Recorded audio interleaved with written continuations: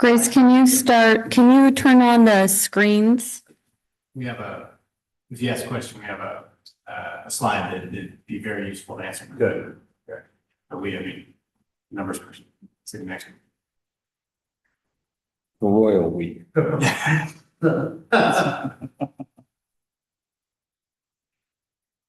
heard the chariot as I pulled up the name of the horses. Bringing the vehicles. Can I see it? Yes. So Grace, I need to share my screen.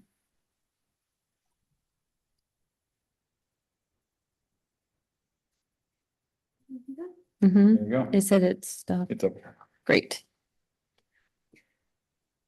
And we're almost there.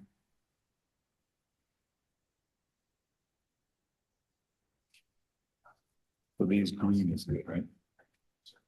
Yes, so to turn on your microphones, they'll now be green. So this is similar to what we have, our wireless microphones, and then to mute, you will push mute.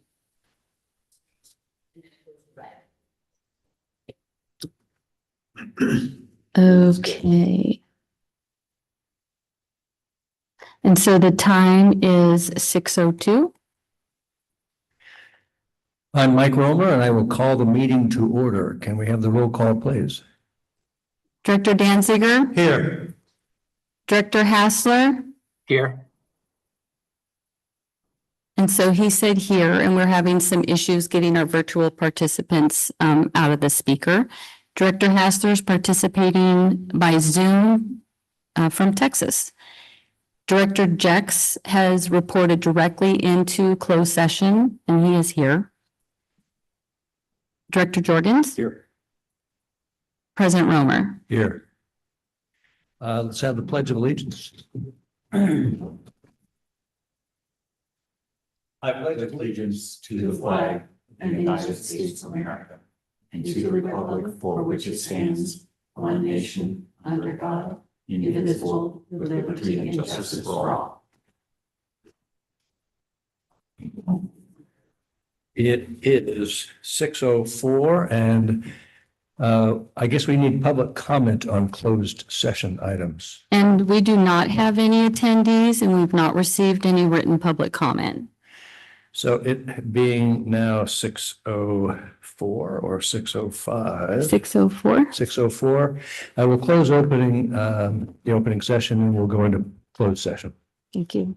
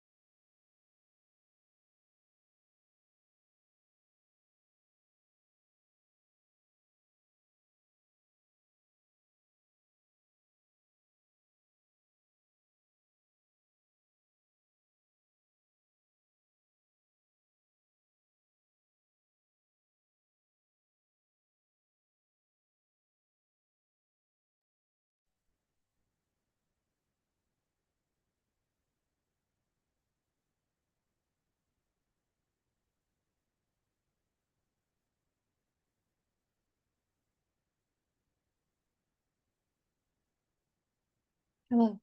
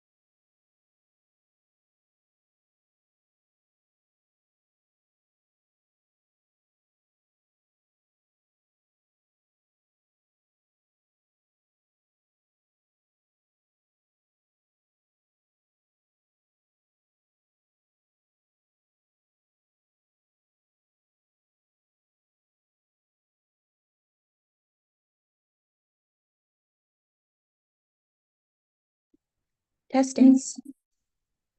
Very loud.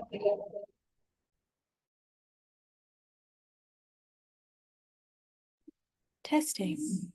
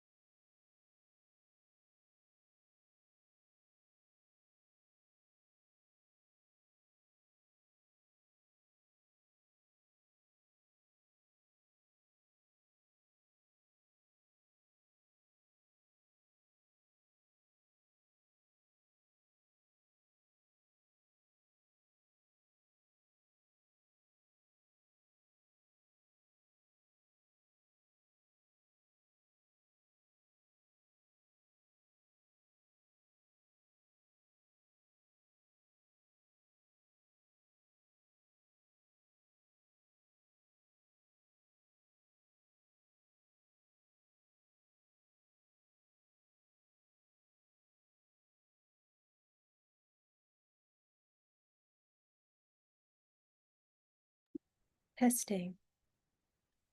Testing.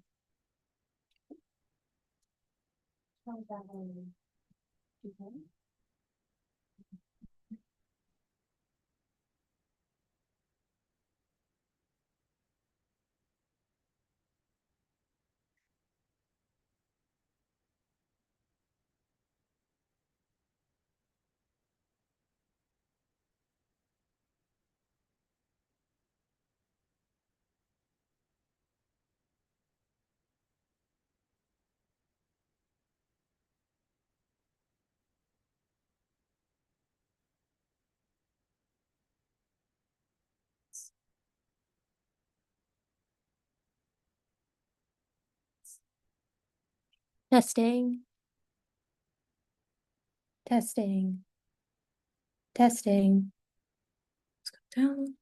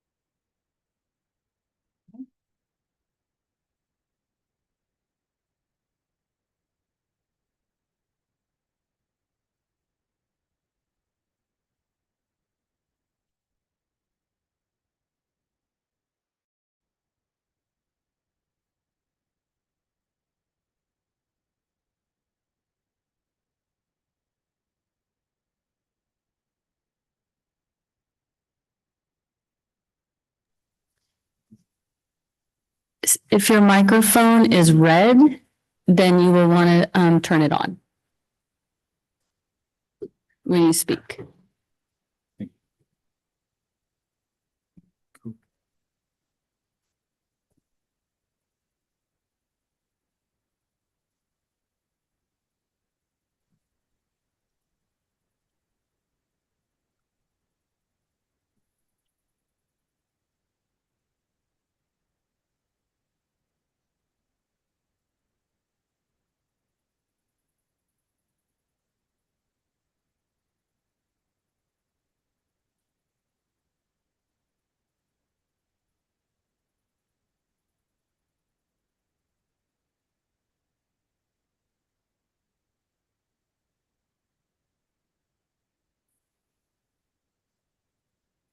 Yeah.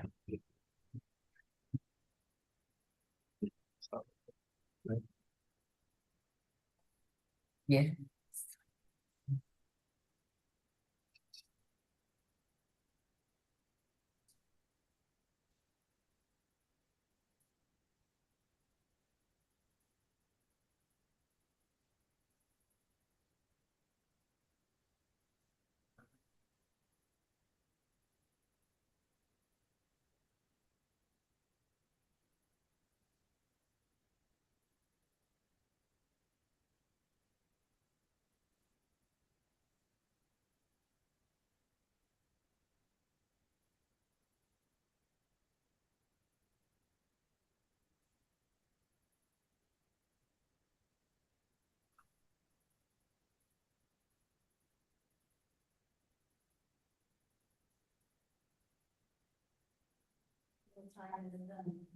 The time is 7:03. This is Mike Romer. At 7:03, we will reconvene the meeting. I'd like to call the open session to order. Director Danziger, Here. Director Hassler, Here. and Director Hassler is participating by Zoom from Texas. Director Jex, Here. Director Jex is participating by Zoom from Idaho. Director Jorgens, President Romer. Here.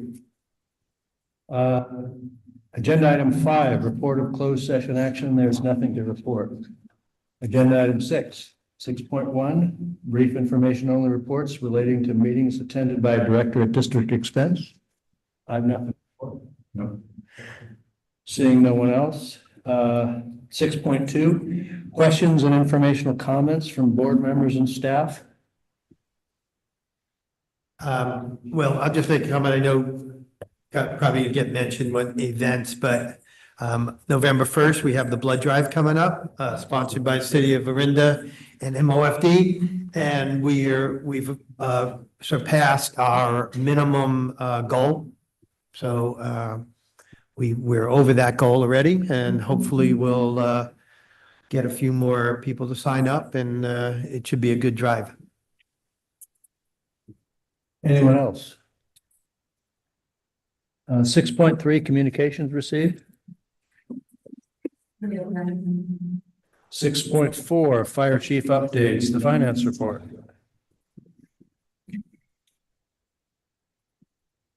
Good evening, directors. For strike two receivable, there's $19,000 outstanding from the prior year, and estimated for the current fiscal year is $761,000 outstanding. For the tunnel East Bay Hills fuel break, there's $2.2 million of expenses that have not been reimbursed. These are expenses from the third quarter of 2024, and they'll be invoiced to the state at the end of this month. Excuse me, is it just me or? There's a little bit of a feedback Yeah. going on, and Okay. we have, it's not because of Glorianne, it's because we have a bit of a challenge integrating with the new auditorium Okay. sound system, which Marcia has been heroically working on. And What's then, that? Okay, good idea.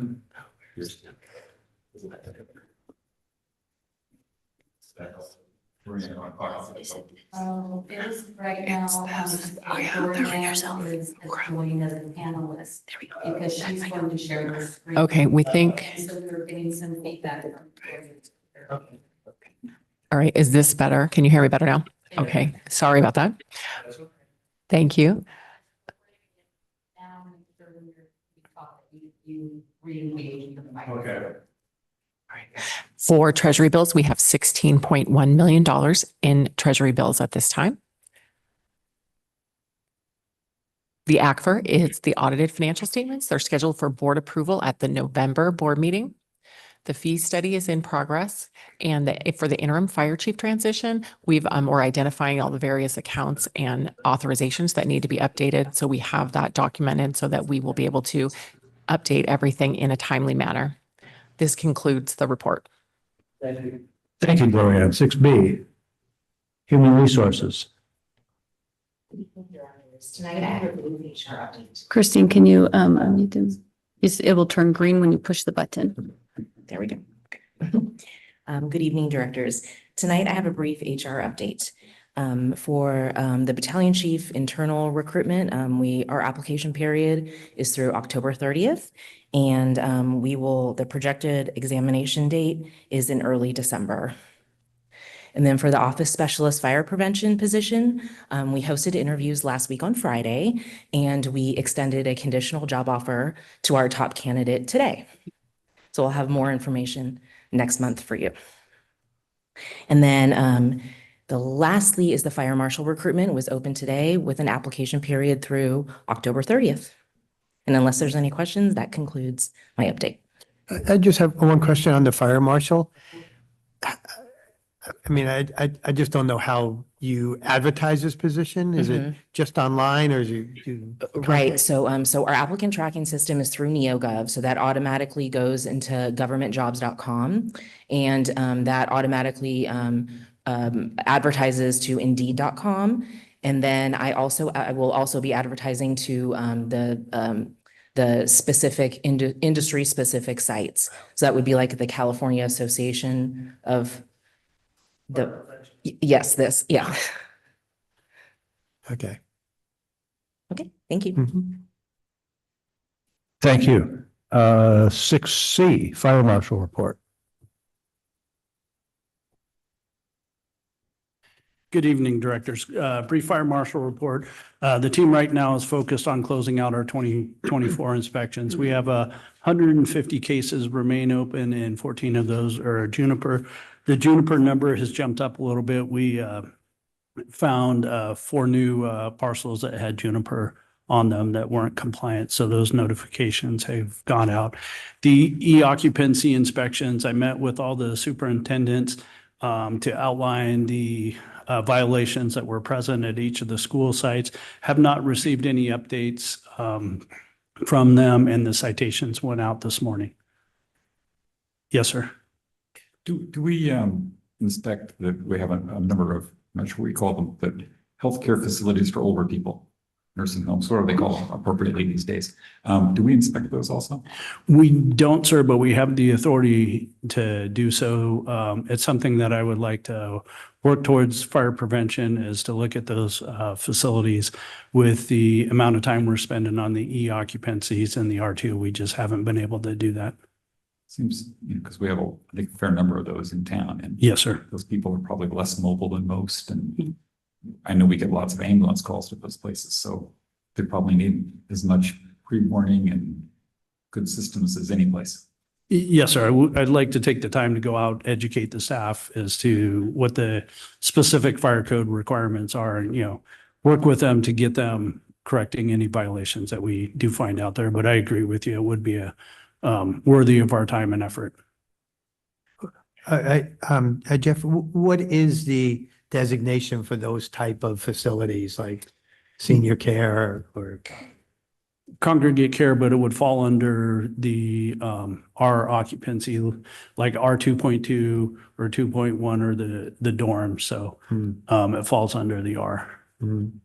And just to ask one more question on that, you're legally able to enter those anytime and inspect if Yes, you sir. wanted to? Yeah. Okay. Next slide, please, Marcia.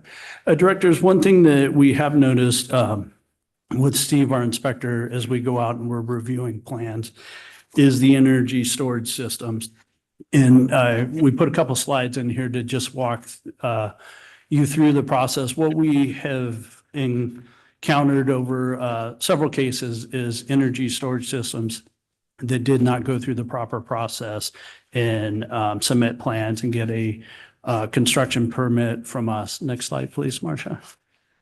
So the Office of the State Fire Marshal and the California Fire Code regulates these. They came, there was nothing in the 2016 Fire Code for energy storage systems. We saw it first introduced in 2019, and then in the updated code for our 22 codes. What the State Fire Marshal uses is NFPA 855, NFP 70, the International Residential Code, and the International Fire Code. They take those, and that's what they use to put in our California Fire Code. Next slide, please, Marcia. What the fire code is in the building codes look for is the size of the system, the separation of the battery units from other ignition sources, separation from means of egress, fire detection, suppression, any explosion protection, storage, handling, and maintenance. The biggest issue that we see is the separation from other units. The fire code requires 3 feet of separation unless there is an approved 9540 alpha testing through the Underwriter laboratories.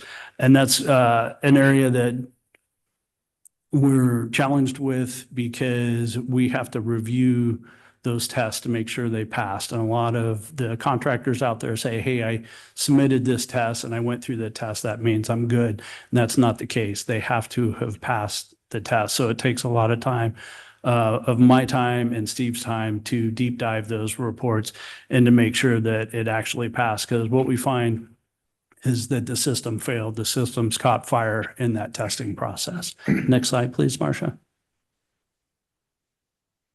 And there's a copy of the 2022 residential code and fire code that we use. Next slide, please. Here's an example starting from the left.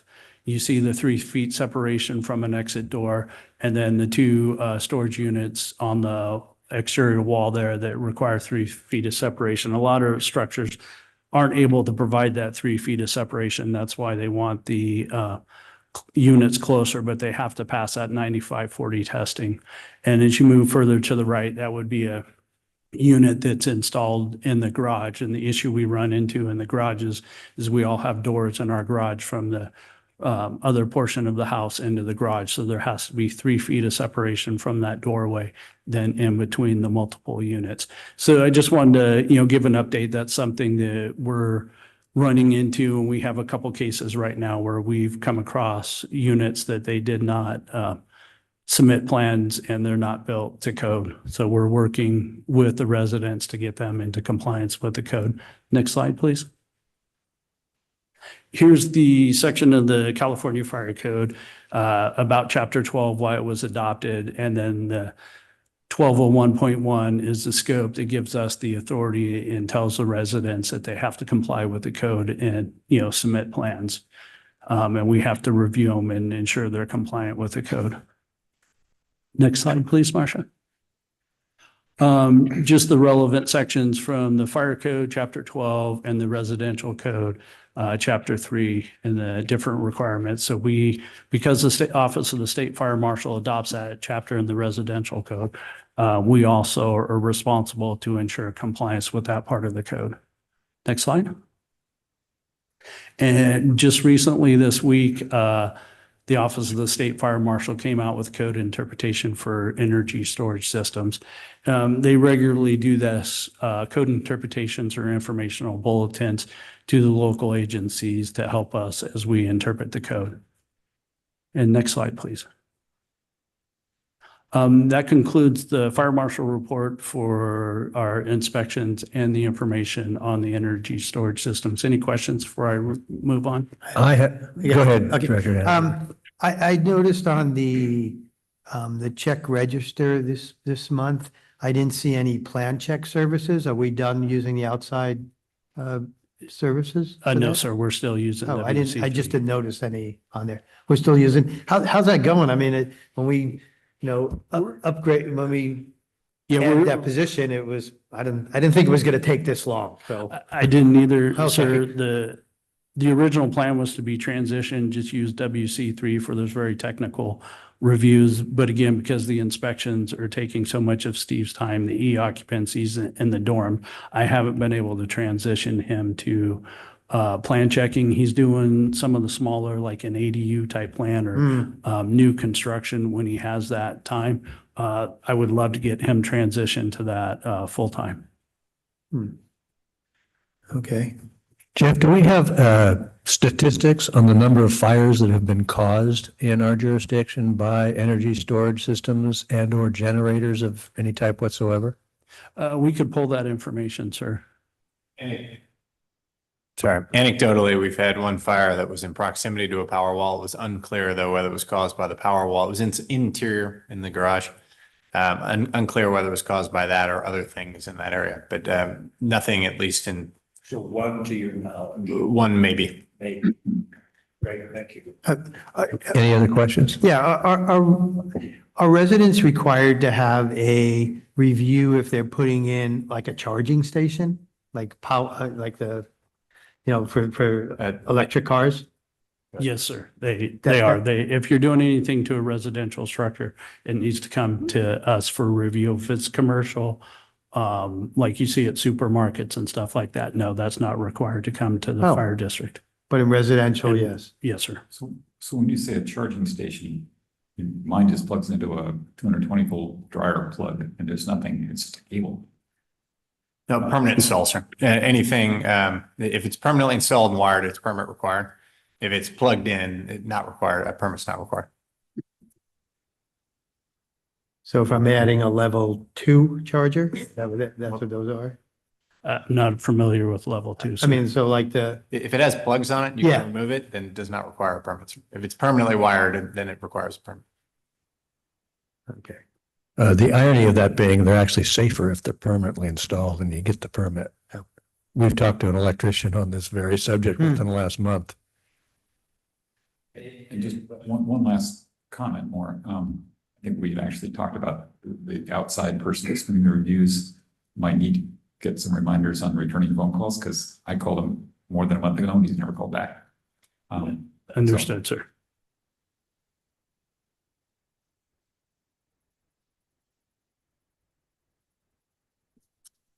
That's all for me. Okay, anybody else? We'll move on to 6D, the Tunnel East Bay Hills Fire Break Project. Good evening, directors. The fuel break is progressing very well. I've included several photos for you to see tonight. The photo on the left is obviously the before treatment. The photo on the right is after we've treated the area. This is Flicker Ridge. Next slide, please, Marcia. A similar area on Flicker Ridge to again show the pre-work or the conditions, preconditions on the left, after the work was conducted on the right-hand side. Next slide, please.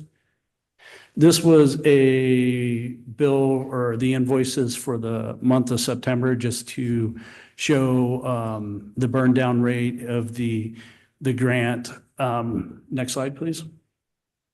So what we have remaining as we go into the fourth quarter is $923,000. The plan, this will give our primary contractor an additional 6 to 7 weeks at roughly $100,000 a week. My goal is to bring the grant down to $223,000 as we transition to Crew 12.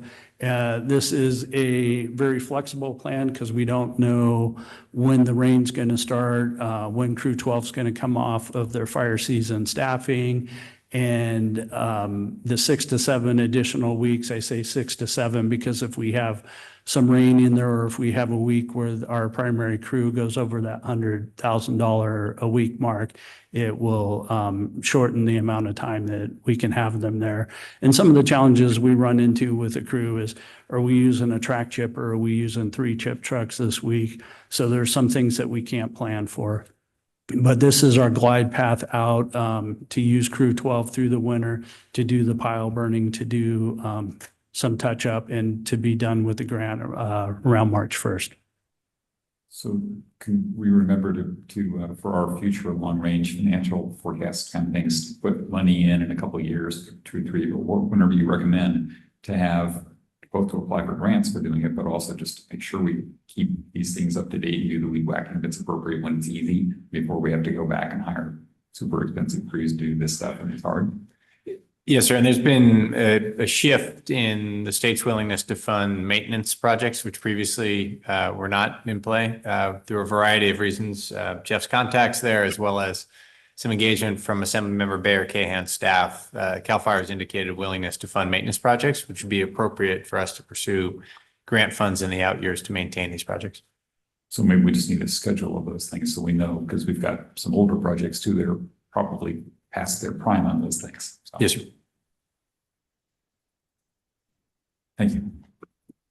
Next slide, please, Marcia. And that concludes my report, directors, if there's any questions. Questions? Thank you. We're now on the Home Hardening Grant Program, 6E. Good evening, directors. Welcome. I'm Julie Sparks, Emergency Preparedness, and I'm going to talk to you about the home hardening program as it applies to the gutter guard materials. Since the inception of the program in September 2023, there have been about 715 grants awarded. Since we began the Ship Direct program to the residents, 118 orders have been delivered, with 40 additional orders placed yesterday. Total expenditure so far comes to just over $79,000, which is about 80% of the grant of $99,500. Do you have any questions? You said the grant would be $100,000 grant, because it's a $500,000 funding that we have for it. Visit it. I was under the impression it was the 99,500. That's the PO. That was the Sure. purchase Oh, order. that was. Okay, I'm sorry. That we approved, right? Yes. Recently, yeah. Yes, so Okay. we're working down off that. And are we still giving away the ember resistant venting too? Yes. Are people we are. still asking for it? Is People it- are still asking for Okay. it. Yep. And it kind of goes together. It seems like when people order the gutter guards, they're also ordering the mesh vent. Julie, have we had some follow-up, anecdotally going out to follow up on seeing how people are doing in installing these? Well, we asked them if they have any extra material to bring some back. So I have had a couple people talk to me about how much it costs to install it, and a couple people who came and had extras and bringing it back. So it is a work in progress. Somebody told me the other day that was trying to use our website, so there was only one contractor that we had that was not recommended, just listed on our website, and they were hoping we could have more than just one people to install these kind of things. So if we have people that we know of or hear of, it'd be good to include them on there, because that's the number one question I've had. It's great, I got the gutter guards, but not who's going to do it, who's going to install Right. The vendor is the one who has put up recommended installers. I don't know if we have any on our website. Do we have any on our website? I don't think so. Yeah, the vendor is the one who's put up the installers, who has They're from- recommended them. They're from Kansas or something, right? They have low, I mean, Yeah, they're I use local. the authorized gutter glove installer. Oh, Yeah, and they're- they were local. Yeah, they are local. Yeah. I can check with the vendor and see if Well, he has yeah. others. We're obviously happy to, we don't necessarily have to try to go around their people, but if they're just handing it around, that we know of, it wouldn't hurt to put, this is as long as they've done a good job. Sort of like an Angie's List kind of thing. Again, we don't have to recommend that, we can just say, here are people you can call. Okay. Yeah. Any other Report. questions, comments? Great, thank you. Thank you. Good job. Moving on to, There is a lot more, there's $500,000 to be spent on this kind of stuff, so, when you run into the PO, come back early, so there's no timeline. Okay. Thank you. 6F, California Coastal Conservancy Grant, Painted Rock Cattle Grazing Grant. Yes, good evening, directors. This is Dennis Train. I'm speaking to you remotely. But I'd like to report tonight on our California Coastal Conservancy grant for the Painted Rock Cattle Grazing Project. Can I have the next slide, please, Marcia? So this is Painted Rock in 2018 after about a 45-acre wildfire. The fire started actually from the owners of the property doing some weed abatement, some mowing. And as you can see, it was kind of an uneven burn, caused a rather large mutual aid response to come into the district. The orange stained grass at the bottom right of your photograph here is retardant, so we had aircraft flying on it. It was one of those things that made it kind of an exciting afternoon. Painted Rock's about 84 acres that's owned and operated by the John Muir Land Trust, and it joins about 470 additional acres in the Moraga-Gad and goes all the way over to the Lafayette city limit as part of the GAD. Has a rich fire history of wildfires in the district. This 2018 fire, while it didn't do any property damage, you can see the homes on Buckingham Drive were definitely threatened, and had it been a higher wind day, we could have had fire across Ream Boulevard. In 2023, the district applied for a grant with the California Coastal Conservancy. We were successful in that grant, received $250,000 for the grant, and the purpose of that was to replace the fencing around the property and add a stable water supply and reintroduce cattle to the area. Next slide, please. As on the way to the refencing the property, the district has conducted at least 4 prescribed fire projects there. This was a training burn that we did in cooperation with many of the East Bay, and I think we even had some agencies come from across the bay. As you can see in the lower left-hand corner of the picture, that's the briefing before we deployed our firefighters for the training burn. It was a rather significant commitment of resources from all around the Bay Area. But we did gain valuable experience during those exercises in not only fire operations and holding, but also in incident management. So we took good advantage of those. It was just a large commitment. Next slide, please. So replacing the fences, the reason that the cattle hadn't been on Painted Rock for, I'm thinking it's about 15 years, was because the fences were all dilapidated. The ranchers that I talked to said that they actually pulled their cattle off because they were afraid that they would get out onto the busy streets that surround the property. And that, coupled with the fact that there was no stable water supply on the property, this caused them basically to abandon grazing there. Next slide. So the fences were replaced with the grant funds. The water supply was brought over. And in May of 2024, the John Muir Land Trust, who's the property owner and manages the land there, they had completed their grazing management program document, and the Hoover Cattle Company, who's a local rancher, turned out 40 head of yearling heifers on the property. So the grazing program began. Next slide, please. And the results have been pretty remarkable. The area on the left is just outside the fenced area, so that's bordering Ream Boulevard. And the estimates of that grass on the left is about 4 to 6 tons per acre. The area that's been grazed on the right is less than 1 ton per acre. And while it looks a bit overgrazed, I think when we get some winter rains, there's plenty of seed up there. That area will come back and should support some very nice native grass growth and some wildflowers, we're hoping. Along the way to putting this presentation together, I read a statistic that 1 cow consumes about 27 pounds in dry weight of feed a day. And the benefits of this to us, the winning part of that is we have a greatly reduced fuel load on that property, which reduces the fire intensity and the associated danger to our community. The John Muir Land Trust is getting some grazing revenue from the rancher. The rancher is getting winter range and for his cattle. It seems like it's a win-win for everybody involved. From the district side, the other thing is now that this property is grazed, we won't be doing as much burning there, although we may still do some strategic prescribed fire projects there. But those resources that you saw in the previous slide will now be freed up to help us burn other projects under prescribed conditions within the district. Of the $250,000 grant, I believe we're returning about $87 back to the Coastal Conservancy, and the parts of the project that haven't been completed as far as installing a second water trough for the cattle on the other side of the hill and a solar pumping system. The John Muir Land Trust has said that they're going to complete the project with funds from their organization. I'd be happy to answer any questions. Questions, comments? Looks like a real success. Thank you, Dennis. I also want to personally thank Dennis Rain for inviting me out there on that date. I took up the opportunity to do it. And one of the most exciting things about being there was the opportunity to meet 4 or 5 members of, it's the Hoover family, correct? Who I think have been in the ranching business in this area for about 100 years.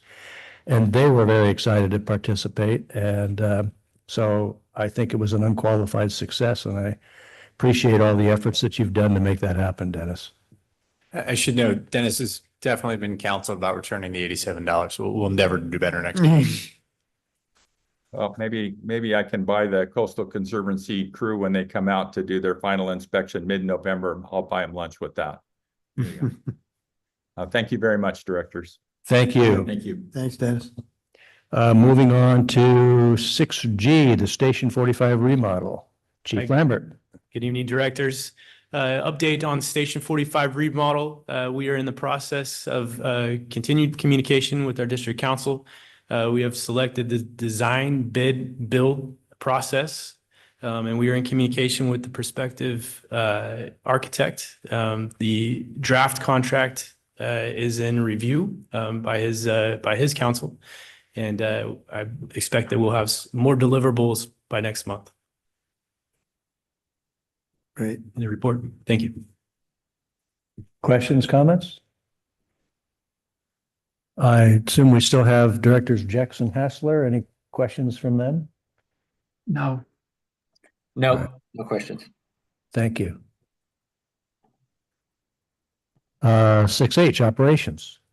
Good evening, directors. I will be giving tonight's update since the last time we met, beginning with the first slide that you see before you. On October 4th, crews responded to a vehicle fire that spread to nearby vegetation in the area of St. Stephen's and westbound Highway 24. This fire occurred on a red flag day due to high temperatures and low RH. Crews were able to contain this fire to less than a half an acre. Next slide. On October 1st, crews responded to a box truck that caught fire while traveling on eastbound Highway 24. Just before the Wilder off-ramp, crews were able to contain the fire before it spread into vegetation that you see just next to the incident. Next slide. And if you can see the theme of as we start the presentation, on September 29th, MOFD responded with Berkeley Fire, CAL Fire, and Regional Parks to a vehicle fire and with threat to nearby vegetation. Upon arrival, crews encountered an electric vehicle that was involved with the fire. Crews were able to prevent any further extension into the vegetation from the fire, and were able to get to this fire before it became fully involved, and the battery system as well. It was estimated that it took approximately 1,000 gallons of water to extinguish this vehicle. And that picture on your left was picked up by the cameras as well. Next slide. On September 20th at approximately 16:04 hours, MOFD crews responded to the 1900 block of Ascot Drive in Moraga for a reported commercial structure fire inside of a residential apartment complex. Upon arrival, crews encountered a fire inside of a bedroom unit. Crews were able to make an aggressive fire attack that resulted in containment of the fire to the room of origin. Firefighters conducted primary and secondary searches to confirm that the residence was unoccupied. Crews completed overhaul of the fire and searched for further extension before returning it back over to the homeowners. To note, this fire was alerted by nearby residents by a smoke detector. No injuries were reported at the time of incident. Next slide.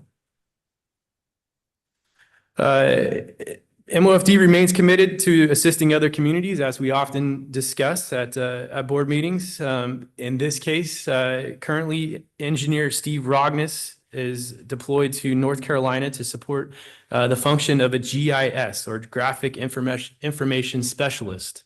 He functions as a member of the FEMA Incident Management Team.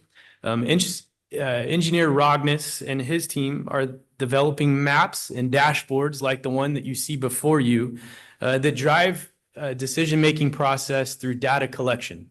Engineer Rogness, I just was in contact with today. So he is supporting North Carolina. The dashboards that he's creating help collect and interpret data. And the last one that he made was help to brief executive members of the governmental staff for that state. We're very proud of Steve. We expect him to be back later in the week. Next slide. This is a brief video that I'll show before you that was sent to us of an incident that occurred on Sunday, October 6th in the area of Grizzly Peak and South Park Drive. The incident occurred after a hiker fell off of a steep slope on a down embankment approximately 800 feet down the slope of the roadway. Crews responded from Berkeley Fire, and this helicopter that you see before you, which is CHP H32, to assist with the extrication of the patient down the hillside. This helicopter assisted our ground crews with extricating the patient with the winch that you saw the patient come up on, and then deliver the patient to a safe location in a flat area to our ambulance that transported by ground to the nearest trauma center. Next slide. And at approximately 0500 hours on October 8th, MOFD crews responded to assist Confire with the reported structure fire in the 3400 block of Monroe Avenue in Lafayette. Crews encountered a working structure fire of a single-family home with heavy involvement that extended to the second home on the Delta side, or the right side, if you're facing the home. The combination of first and second alarm units from both Contra Costa County Fire and MOFD responded under the leadership of Battalion Chief John Bensley. No injuries were reported at the time of the incident, and crews contained the fires to the buildings of origin. This letter that you see before you on your right was shared from a Lafayette resident to Assistant Chief Dominic Ciatola, who was the incident commander at the scene, expressing the gratitude received by both agencies in helping to control the fires. And we can certainly provide a copy of this to you as well. Next slide.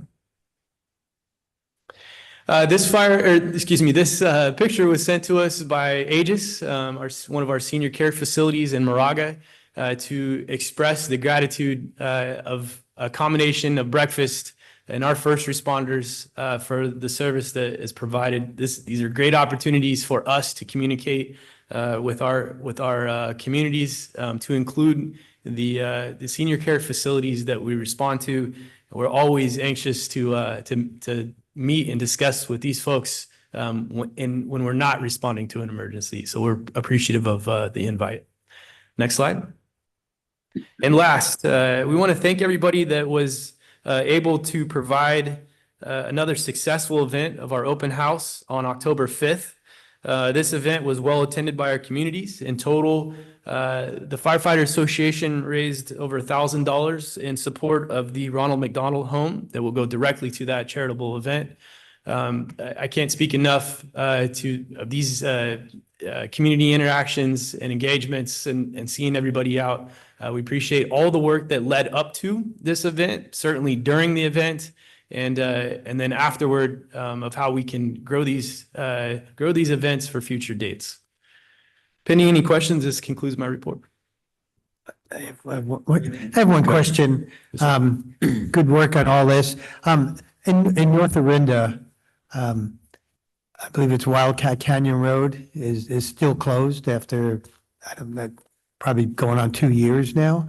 How has that impacted our ability to respond to incidents up in, Inspiration Point or up along that road? Certainly. Yeah, so right now it is blocked for all traffic, and it does impact our response because to your point, Inspiration Point and that area of our district, we have to take alternative access, which is up through Grizzly Peak Fish Ranch Road. We do have a standing agreement with Berkeley Fire, particularly for all incidents, it's particularly for medical incidents where they respond in addition to support our delays. But pending the construction to bring us back to that access, it does slow us as our primary means. Is there any anticipated date at all? I mean, it seems like it's been a long time. Yeah, we certainly would love to have that access back. We've heard we've gotten updates on it, but nothing concrete. And I defer to the county roads, I believe, is who's responsible. Okay. I do see bicycles coming down, so I guess bicycles could get by. Yeah, for emergency traffic, it's closed for vehicles, and Okay. yeah, whether or not they're supposed to, that's up to them. Okay. Thank you. Any other comments, questions? All right. Thank you. Then we have 6I, upcoming calendar and events in the next 30 days. Do you want to go through that? Sure. On October 21st, tri-agency meeting that will be held here. 23rd, volunteer appreciation dinner. On November 1st, City of Orinda and MOFD blood drive. And November 8th, CERT water drum distribution. We have a badge pinning ceremony with invitations to follow on November 16th. And that's in regards to the recent promotions that we've had. On November 20th, Board of Directors meeting here at the Orinda Library. External events on the 17th, Girl Scout Troop, and the 17th, I'll come back to this one, the Great Shakeout. The 24th, Orinda Parks and Rec and Fire Station Tour in Del Rey. I will add that we haven't seen an increase and hope to expand the community events that we've seen come in. I'd like to come back and reintroduce our emergency preparedness coordinator, Julie Sparks, for the event listed for tomorrow, the 17th. Tomorrow at 10:17 a.m., right? That is correct. Go ahead, Julie. Thank you, Chief Lambert. So the Great Shakeout began as an exercise in Southern California in 2008 and was the largest earthquake drill at the time in U.S. history. Since then, it's been expanded to more than 20 regions across the state and across the world, with the goal of preparing people for earthquakes by teaching them what to do before, during, and after an earthquake. This drill is held annually on the third Thursday of October, with the time matching the date. Thank you, President Romer. For example, this year's shakeout will be Thursday, October 17th at 10:17 a.m. And there'll be over 10.4 million people registered to participate in California alone. So the drill this year falls on the 35th anniversary of the Loma Prieta quake. So I think that's part of the reason it's so well signed up for at this point. For our exercise, we are asking everyone to join us and drop, cover, and hold on Thursday at 10:17, tomorrow, 10:17.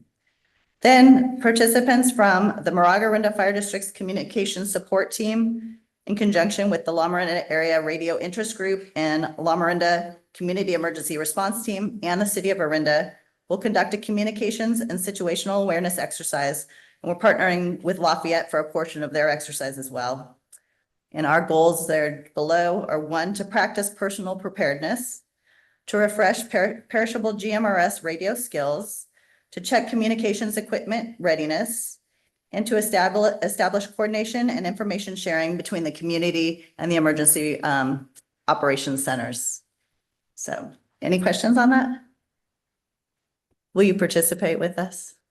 I will, yes. Excellent. Yeah, I'm looking forward to it. And I want to express my appreciation ongoing for the last 6 years for the amazing things that the support unit has done and that you in particular have done. We're delighted to have you in the role of leading that support unit. And I want to express my appreciation to everyone in the community who's helping out with the exercise tomorrow. Thank you.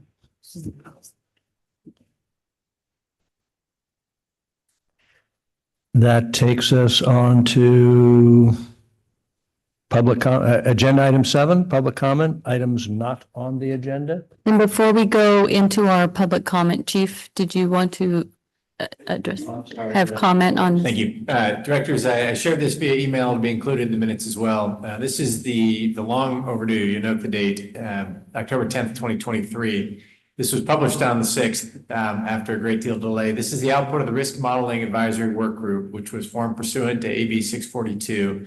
I served as the co-chair of this advisory work group and one of the authors of the report that was intended to clarify the manner in which wildfire risk can be modeled. And if we can model it, therefore, we can also not only understand the risk, but understand the value of mitigations, which was one of the key elements that was included in this report. This has involved the collaboration of utilities, of local government, state government, a number of relevant private and public sector groups, and really represents the first step towards consensus about how we look at the risk of wildfire, or the hazard of wildfire, and how that hazard exploits vulnerabilities to create risk. I apologize in advance to anyone who takes it on. It is 67 fairly dense pages, but there's a lot of information in there. And I think of equal importance was the process of bringing together these disparate stakeholders over a year-long process that resulted in this report that's now been published. I would encourage folks who have an interest in this topic to take a look at it. The concepts that are included in this report do form the basis of some of the information that will be shared during the Tridency meeting on the 21st and are aligned with how the other public and private groups see the issue of wildfire loss.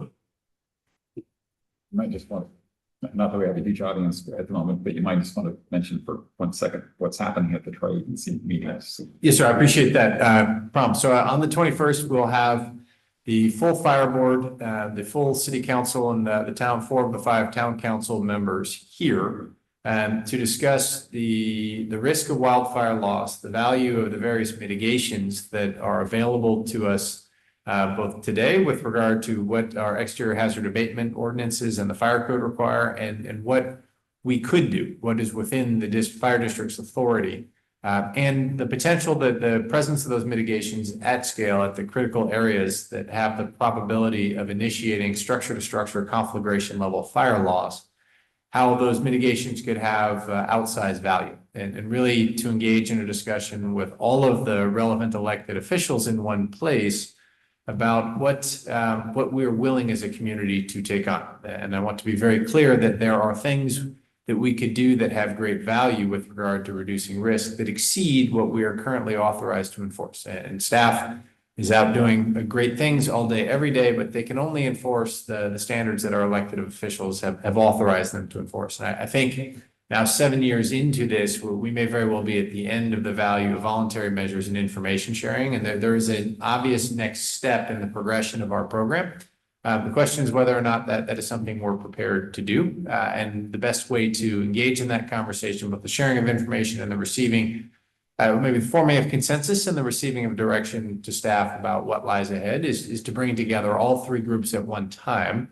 So there is no sense of, well, we need to check with someone who's not in the room. We could have a chance to have a detailed and thoughtful discussion about how the risk is categorized, how the risk could be mitigated, and what steps, if any, as a community, we have the will to carry out at scale.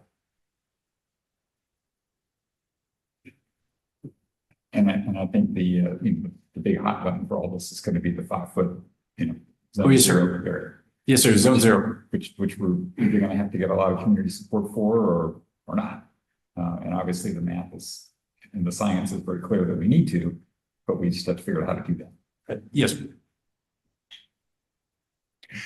you have any further update for us on that specific topic as to how quickly the insurance industry and the reinsurance industry is moving toward requiring that in order to They're included in rate filings that have been submitted to CDI, California Department of Insurance. And I today was communicating with the president of IBHS is he's looking for neighborhoods that could potentially be included in their pilot rollout of the IBHS wildfire prepared neighborhood designation. This is actively occurring. Community resistance, which is certainly not just here. I should say that is universal as far as community resistance to zone 0. But community resistance is not keeping pace with the degree to which the science is being integrated into approved rate filings that are with CDI and being processed as we speak. And are they looking for volunteers of Firewise communities to step up and recruit their members to be a We've been actively recruiting in that population for the last 2 years with no takers, sir. even no update within the last 30 days as No, to no, sir. anybody? Nothing. Are they getting anything, I mean, outside this district? Are there any equivalent of Firewise districts that are willing to say, hey, we're going to try this? There have been a number that have inched to that direction. Most recently, Woodside that it adopted an ordinance that included a recommendation in the ordinance, ? But no, we're not aware of anyone with existing communities who have retroactively required this. There's certainly some new construction that are integrating it as part of approved fire plans. Right. But it's still very early days as those projects are actually built. So I don't know whether they're in the right kind of zone or not, but there's lots of new construction, as you drive towards Sacramento, there's huge housing, maybe, hundreds of homes being built at a time, which I assume would count as a neighborhood that are brand new and actually being built. So, I mean, it doesn't have to be, a homegrown example of, hey, we will insure you kind of things, but the trouble is most of those have, with the brand new construction, is bare land in place so that, sure, there's nothing that will grow within 5 feet. There's also nothing that doesn't burn within 5 feet, nothing that will burn within 200 feet because it's all just bare. Yes, But, sir. It's a good place to start. Yes, sir. Well, I'm looking forward to that meeting. It should be a very interesting one. Yeah. Yeah. Any other comments, criticisms, suggestions? All right, we're moving on to agenda items. Is there anything else that we need to cover before moving on to 7? We can open public comment. All right. And we do not have any hands raised and we do not have any public comment. Let's move on to agenda item 8, the consent agenda. Item 7, Excuse me? is it So item 7? Okay. A public comment for items that are not, okay, right, item 7, public comment. I thought you said that there was no comments. there was public comment for the announcements. Okay. And so All right. now, Let's then open agenda item 7 for public comment. so for public comment for items not on the agenda is open. We did receive one written public comment from the town of Moraga with a thank you for the 50th parade celebration. And we do not have any public comment or any hands raised. Moving on to the consent agenda, item 8. And we can open public comment for the consent agenda items. And we do not have any public comment for the consent agenda items.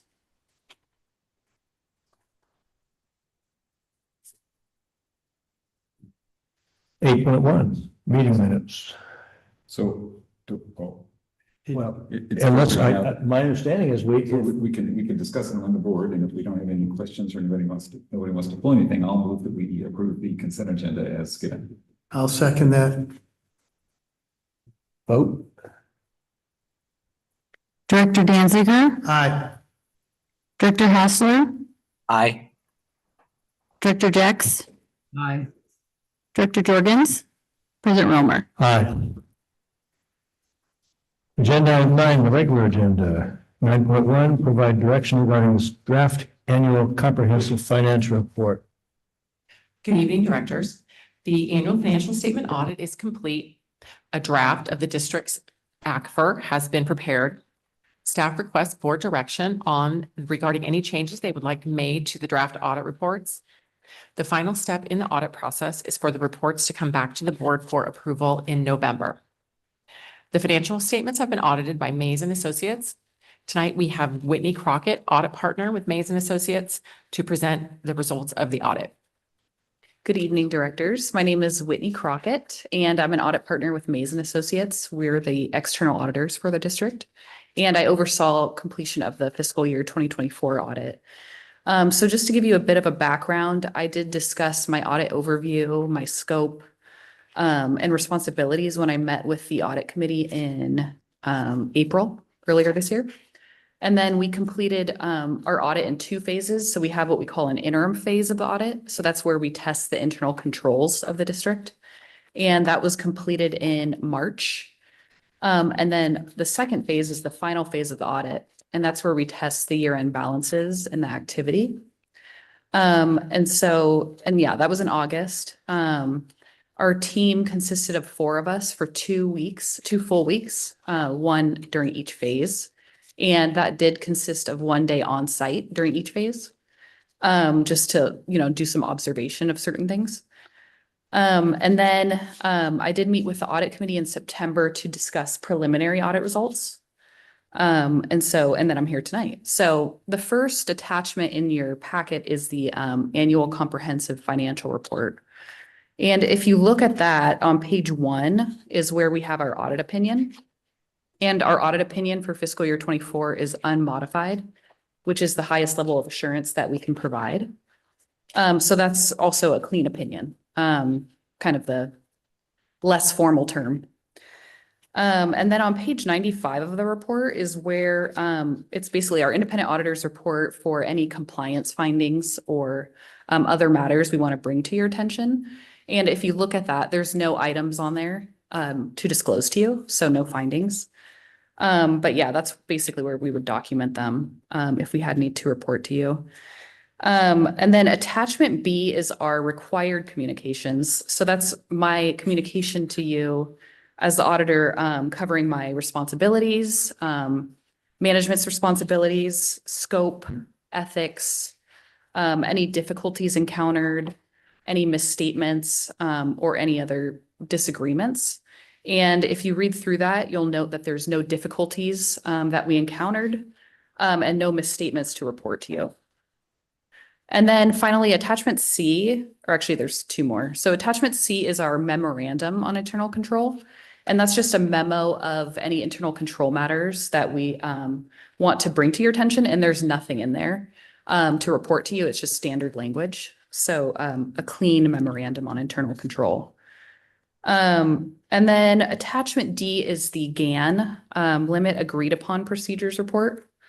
And there are no exceptions to report to you in there. So we recalculated it without exception. And now I'd like to cover some of the things that happened during fiscal year 2024. So if you look at page 5 of the report, the ACFR, Annual Comprehensive Financial Report, you'll see there is management's discussion and analysis. And this is where management provides an overview of, any changes that happen from the prior year and then any huge changes increases or decreases in balances and the reason for them. So the first thing I wanted to highlight is that other restricted assets increased about $3.3 million. And that's due to contributions made to the pension rate stabilization fund and investment earnings on the fund. The other highlight is non-current liabilities decreased about $2 million. And that's primarily due to a decrease in the net OPEB liability and a decrease in the net pension liability due to Cicera. So the net pension liability decreased from 51.2 million to about 50.5 million. And that's primarily due to employer contributions that were made during the year. As of June 30, 2024, the general fund reserve level was 58.5%. And then I do want to point out something new, actually 2 things that are new this year. The first being note 11, and that's on page, let me see if I can find it.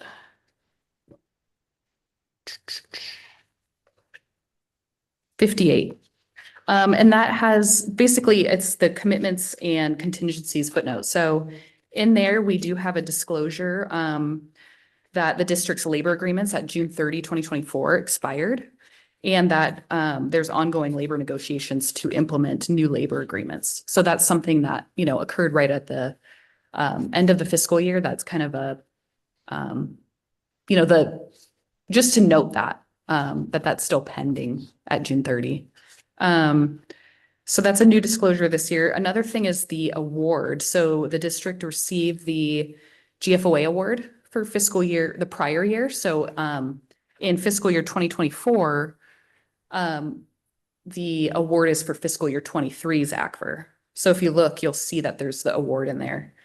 And the district didn't get it the prior year because of the delay in getting the ACFR from the prior auditor. So this year the district got that award. So yeah, just wanted to note that. So it's a good thing. So yeah, I think that's all from me. And yeah, just wanted to thank Glorianne and Mary and her team for giving us, not me, everything that we needed and being forthcoming and providing everything timely. So everything was seamless from our standpoint. Go ahead. Questions? So great job. Thank you. And also great job to you and your team for Say this is Director Jex. such a great, great outcome, having a clean, but Hold on. We have two people. I think Director Jex is talking. Yeah. I just indicated as she said, we met with her earlier last month, had a great meeting with her and Glorianne, and we went over the audit and asked a lot of questions, and they were very forthright. So we think the auditors did a great job, and we're pleased to work with them. great. Sorry, I didn't mean to interrupt. Yeah, well, I didn't mean to interrupt you, but I'm good. cognizant that we've had technical issues throughout the evening. And when I heard Director Jex talking over Director Jordan's, that's I fine. wanted to make sure that the one who was Remote not part. present was given the opportunity. Okay. Thank So- you for your comments, John. Was there anything else that you wanted to add or any questions that you had of Whitney? No, I just going to say the draft report, we did not have at the time, but is included in the information this evening, and I've read it and reviewed it, and I think, again, they've done a great job. We've had some rocky times in the past, and so I'm glad those are over. Thank you. Right. And also, again, thank you to and your team for having a clean audit, which is something, with no comments and no, procedural issues or anything. So that's hard to do. So that's good. Thank you. And sorry to interrupt your train of thought. I And wanted to also- give you the opportunity to complete your No, that's fine. questions or comments. And also we, I feel very confident because we have two CPAs that are on our audit committee, right? So Right. I'm feeling really good about our finances these days. That's right. Thank Well, you. One quick question though. Yeah. Last year we had a question about, because we're buying these, initial discount treasuries, so that and not Cicero, the county gives us, the value. They go on our books good for them and they don't break it out for the year. And last year was a relatively small amount of money, what the difference was. This year, I assume it's a much bigger number because the interest rates are really high and we have millions and millions of dollars invested that way. So how do we take care of it this year? Yeah, so it's a yearly entry. So basically at June 30, 24, those investments are reported at fair value. So there's an entry done by the team to make sure that that's incorporated at that date. So there's some calculation that happens on the back end to get that. So we don't have, we just still look at that from the county, but we do that ourselves. Correct, at June 30th. Perfect. Great. Thank you. Yep, thank you. Director I just want to say thank you. It's ahead. nice to be back on track and getting the Achievement Award again. I just wondered, just coming up in the new for the new audits coming up next year, I guess, and is there any kind of new GASB standards, anything really new coming down that's going to impact us that you could think of right now, or Nothing big. nothing big? No, Okay. it's minor GASBs, and I don't think they're Actually, I know for a fact there's not going to be a material impact for the one that's coming up next year, which is the compensated absences one. Yeah. It's a very minimal, if anything, effect. I don't think it's going to change the way the district does accounts for the compensated absences, but that's the only thing. Good. And just one, I'm sorry, just one last thing. Chief, I already did give you a bunch of comments for clarifications and explanations and things that we can hopefully add in for next time.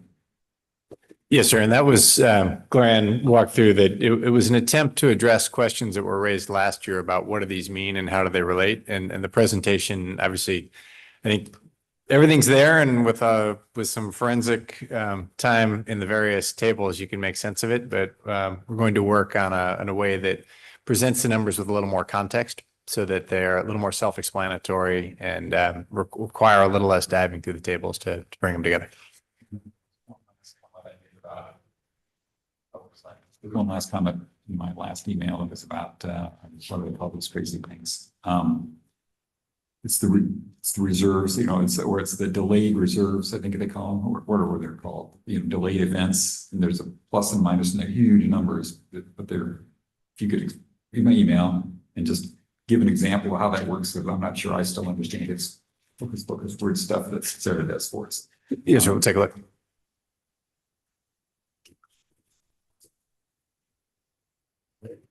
Anything else? Thank you very much. Good job. Appreciate it. You too. Okay.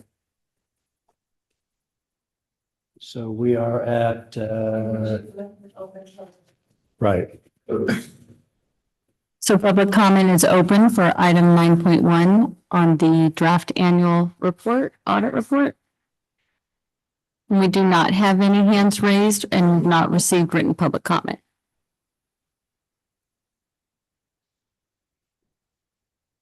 So we need to provide direction regarding the draft annual comprehensive financial report, or as just anything additional? If we just have comments, I think we're supposed to give them to.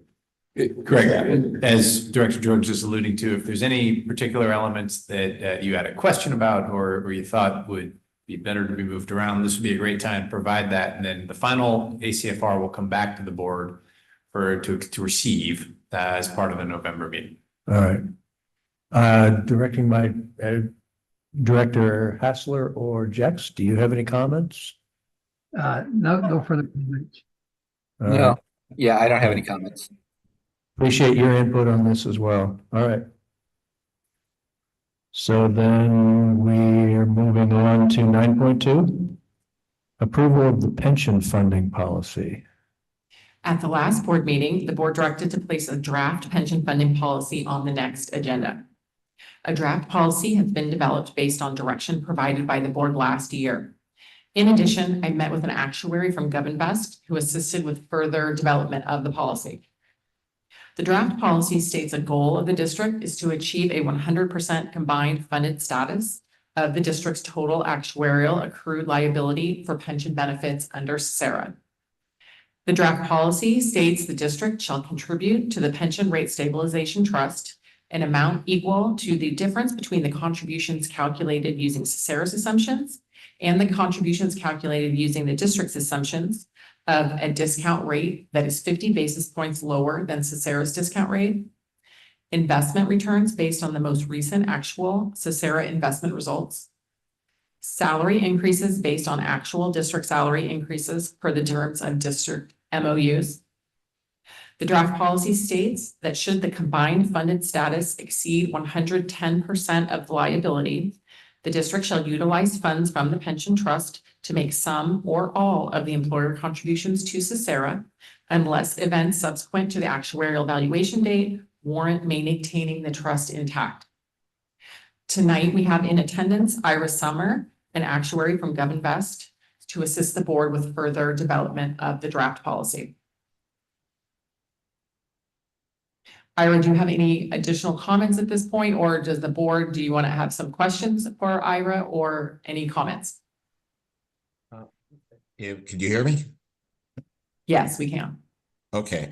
And I think you did a pretty good job describing what the policy is. And just a reminder, the policy is there for a variety of purposes to help to help your staff understand what you want done so that they can keep following these rules and not necessarily bring things back to you every single year, to make sure the public is aware of your plan to get the pension liabilities 100% funded, and to some extent to talk to the public understand, and the rating agencies to understand where things are, so that they understand you have a plan and you're following it to do that. And the fact that you are under this policy getting to a place where you are not just trying to get funded, but you're giving yourself a cushion by getting to 110%, because just getting to 100%, you'll be there for a moment. The markets will turn things around. Cicera will change their assumptions. Something will happen. You'll fall back. It gives you a cushion to be able to stay there and consistently stay at that level. But I'm mostly here to answer questions that you may have about this, and how it may work, what implications of some of it.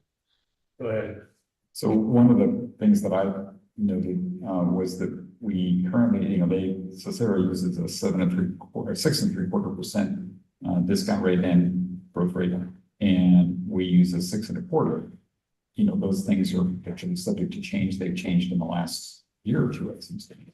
So maybe it should be more of a philosophy of just using a half a point less than they use on a regular basis, because they're always going to sort of be a little more optimistic than we are, would be my impression.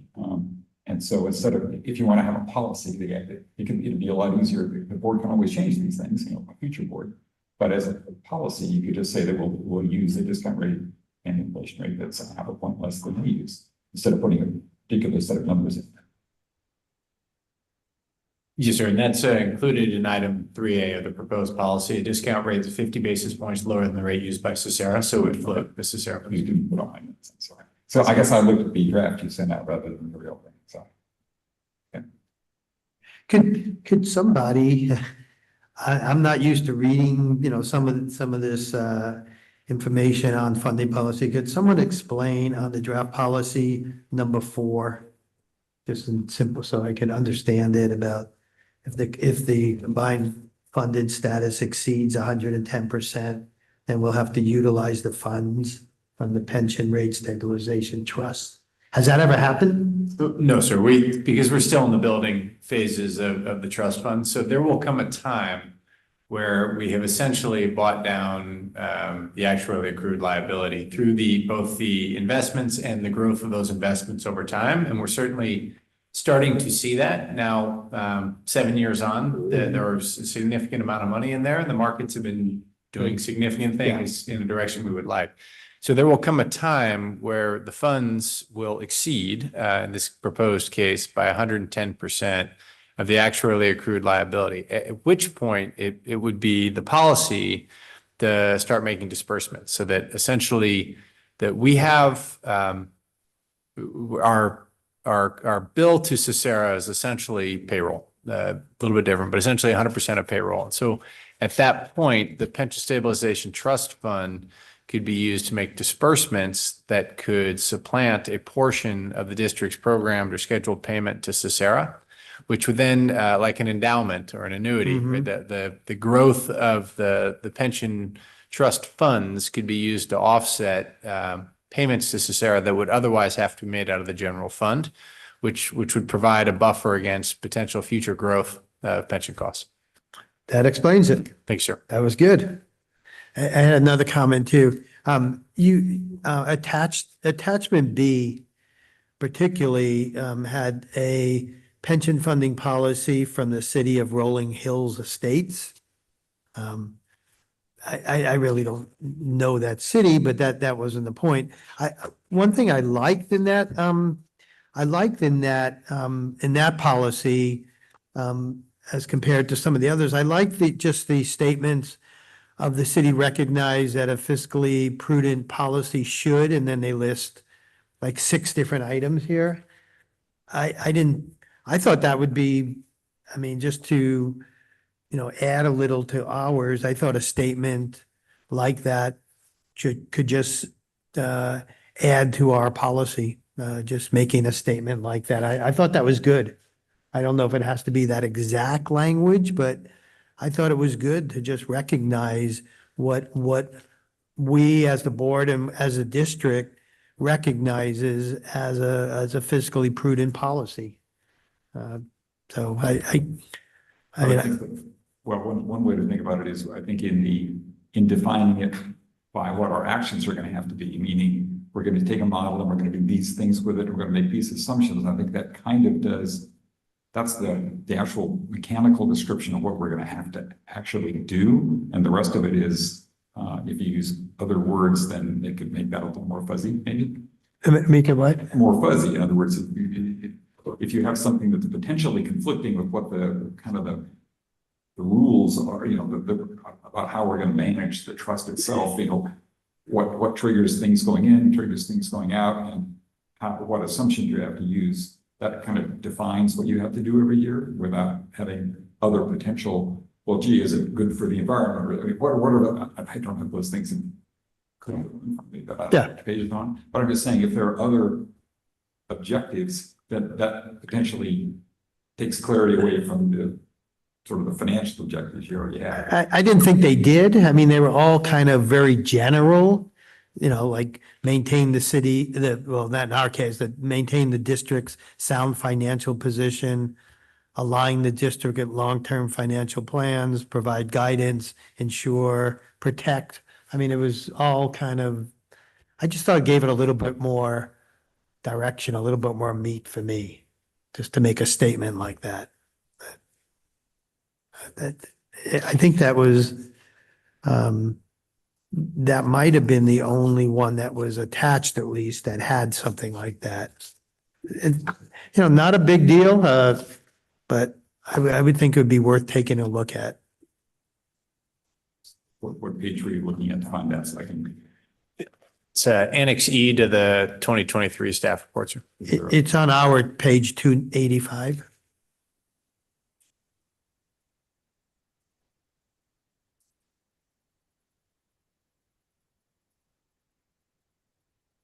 And then a similar example on the prior annex, the town of Colma has 4 points that compromise the pension funding policy that are a little more specific. In nature. Yeah. Yes. Okay. I thought it makes a statement, from the district and the board of what the policy is trying to do. And I would suggest to the directors, given that in a board meeting, Laura, is not a great time to go diving through a number of things on page 287. Bullet points that are in there, those are all reasonable bullet points. It's what I would suggest is we'll take a stab at those. We'll incorporate some version of those. We'll send it out for a review by the directors who could then send their comments back, and we'll incorporate those into a proposed draft that could be brought to the board for adoption. And then Overall. Yeah, that'd be great. I think it was good work. And I had another question is, I assume that either Ira here or our legal counsel has reviewed this, and this policy adheres to the GFOA recommendations for a funding policy? I mean, Ira, do you want to speak to that? what's it? Oh, I was asking Ira if you wanted to comment. Yeah, and I have reviewed the policy, made a few recommended changes. I think that it does, it's there's some flexibility in the formatting. Part of the reason it ended out like this was a desire to keep it concise. You'll probably notice the other examples you have a little bit longer with some of the other, the wording and purposes and other things and documentation, some of the other funding policies that we worked on for some of the agencies that you probably have in front of you, all document exactly where the recommendations are and why some of these things are there. Not necessarily required. It just depends on how much you want to, let the public know exactly why you're doing everything. So the balancing, but the short answer is, I think this is sufficient to match the GFOA guidelines. So directors, as I understand, the intent of the board would be to add those 6 bullet points as proposed. We make those changes, we can put it on consent for next month.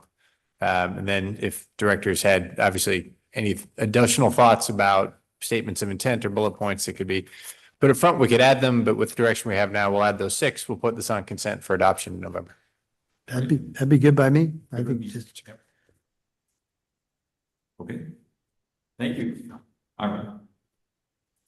Any other comments, questions?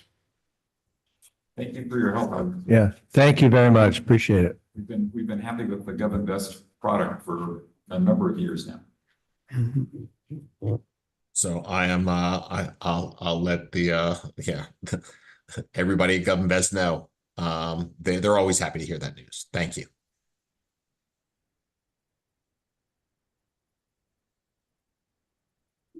So do we then need to approve the pension funding policy? We're going to put on next time's consent agenda. So Okay, right. All right. we need to ask. Okay, so we move on. Do we need to take public comment? Yes, we do. Let's do so. We have one hand raised.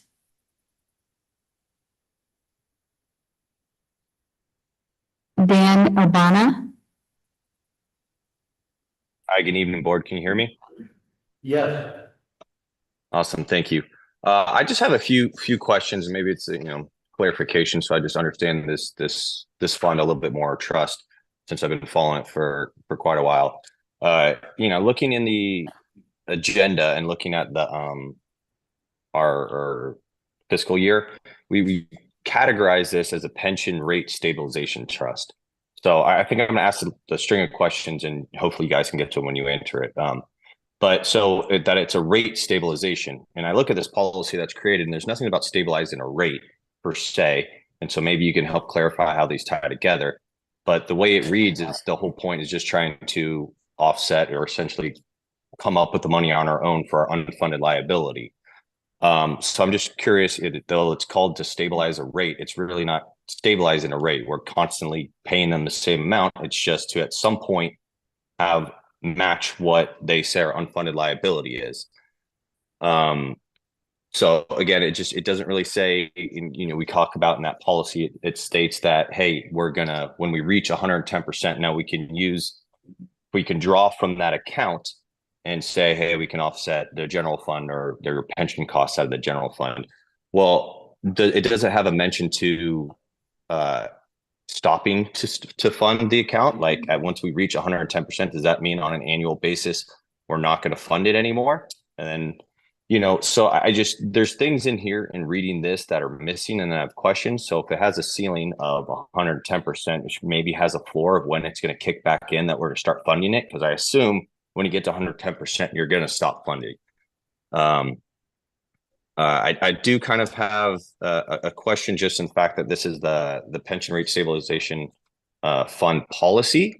I believe, and maybe you can check the minutes, that what was asked last meeting was not to review the policy, but a policy on when this fund would be used and how we would like spend it. I don't see in here anywhere in this fund policy that's in there that it mentions how the money would be spent, except for at a time when you reach 110% of what our unfunded liability is. And then still, even at that point, only to a certain amount is withdrawn from the account as opposed to no longer funding it. So there just is a lot of questions that I have in this policy, and when in actual reality, how it's going to be used. Because even if it's 110%, the rates you receive on your money, and if you're not pulling from it, pretty soon it's 200, pretty soon it's whatever. The fund grows on its own, as we know how compounding interest works. So to me, there's a lot of gaps in this proposed policy that I would like to see answered if possible. Thank you. If I could answer, directors, the first one. So if we look at item Item 4, should the combined fund status exceed 100%, 10% of the actually accrued liability, the district shall utilize funds from the pension rate stabilization trust to make some or all of the employer contributions to Cesara unless events subsequent, et cetera, et cetera. So as written, the policy does not anticipate making contributions, additional contributions, because the actuarial accrued liability at 110% is zero because we've exceeded so there is no contribution, and anything in excess of that, rather than growing with compounding interest, would be dispersed in order to offset or supplant the district's payments to Cesara. There is not, given the size of our Cesara payment, it is really hard to anticipate a circumstance under which the fund would grow to an amount that exceeded our Cesara payment, but there are a few really far and up and to the right potential growth scenarios that'd be possible. But under normal circumstances, at that point, no additional contributions would be made, and anything above 110% would be dispersed. The growth of the assets held would be dispersed to offset the district's payments. Dan, does that answer your question? There were a couple more questions. So he talked about the rate, and I think the answer is that the rate that we pay to Cesara does change on a regular basis. The amount of money we have to change or have to pay them changes every year, as far as I know, and it's based on how well they have done at forecasting what their earnings are going to be. And so, if they have a good year in the market, the rates can go down. And if they have a bad year in the market, the rates can go up. And so this was the idea, because we got a really bad shock in about 2010-ish, when everybody, the whole world after 2008, the market went down a lot. It took them a couple of years to kind of smooth this out and actually send the bills for what happened back in 2008. But our rates, I think, roughly doubled in 1 year, tripled over course. And so this is a way to be able to have the money around to be able to make those payments, because we actually had to cut back on services we provided to our community because of that shortfall in our budget, and because we have to pay Cesara by law. So that's the number one thing we absolutely have to pay, and after that we can do whatever we have to do, but we have to pay that money. So this is a fund that allows us to know we can always make that payment, and hopefully without reducing services for the rest of the community. So it does change the rate. Funding wise, it's literally the funding, the mechanics that we just described about, 0.5% less and putting in the actual wages versus what Cesara assumes as a 3.5%, things like that. That generates a number that says we need to put this much in this year, and you carry that over, I think it's 17 or 18 years that we currently have. So that number actually generates how much we have to put in. And if we put in as much so we don't have any funding gap, then there isn't any call on our money to put it in. And if the fund, once it gets to 110%, if it earns more than anything, and you're already at 110%, any excess goes to, the only thing we can ever use the money out of this for is to pay Cesara payments. That's by law, the only thing we can do, because that's the commitment that we made to the trust when we formed the trust. So as trustees, you can't use it for anything other than paying Cesara, ever. So, what you do with the excess or the extra earnings that have gotten you beyond 100% every year is you would be paying part or all of your Cesara payment for that year. And it would take a crazy large fund to do it, because we have a huge Cesara payment every year. If there's any anticipation at all of the fund ever being able to think about paying for it just from the earnings of the fund. Dan, I appreciate the questions. I think they were great questions, and I really appreciate Chief and Director Jordan's responses, because I think they were great answers. I hope that's helpful. And President Warner, Dan Albana has re-raised his hand. Go ahead. Dan, do you have a further question or comment? I do. I was just waiting for the invite to unmute. I got. Thank you. Appreciate it. First thing, Chief, thank you. The way you explained that to me, that made sense. And if it's inferred in the policy, then thank you. Appreciate it.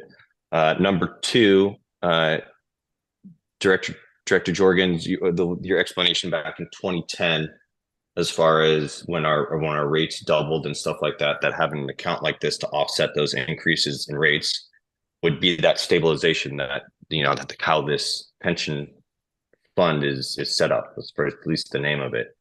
But again, and maybe you need to explain it to me, or I should ask, please, can you explain it to me when you read the policy in front of us, how it gives the board the ability to pull from this fund to offset the increase in rate contribution that Cesara is asking for.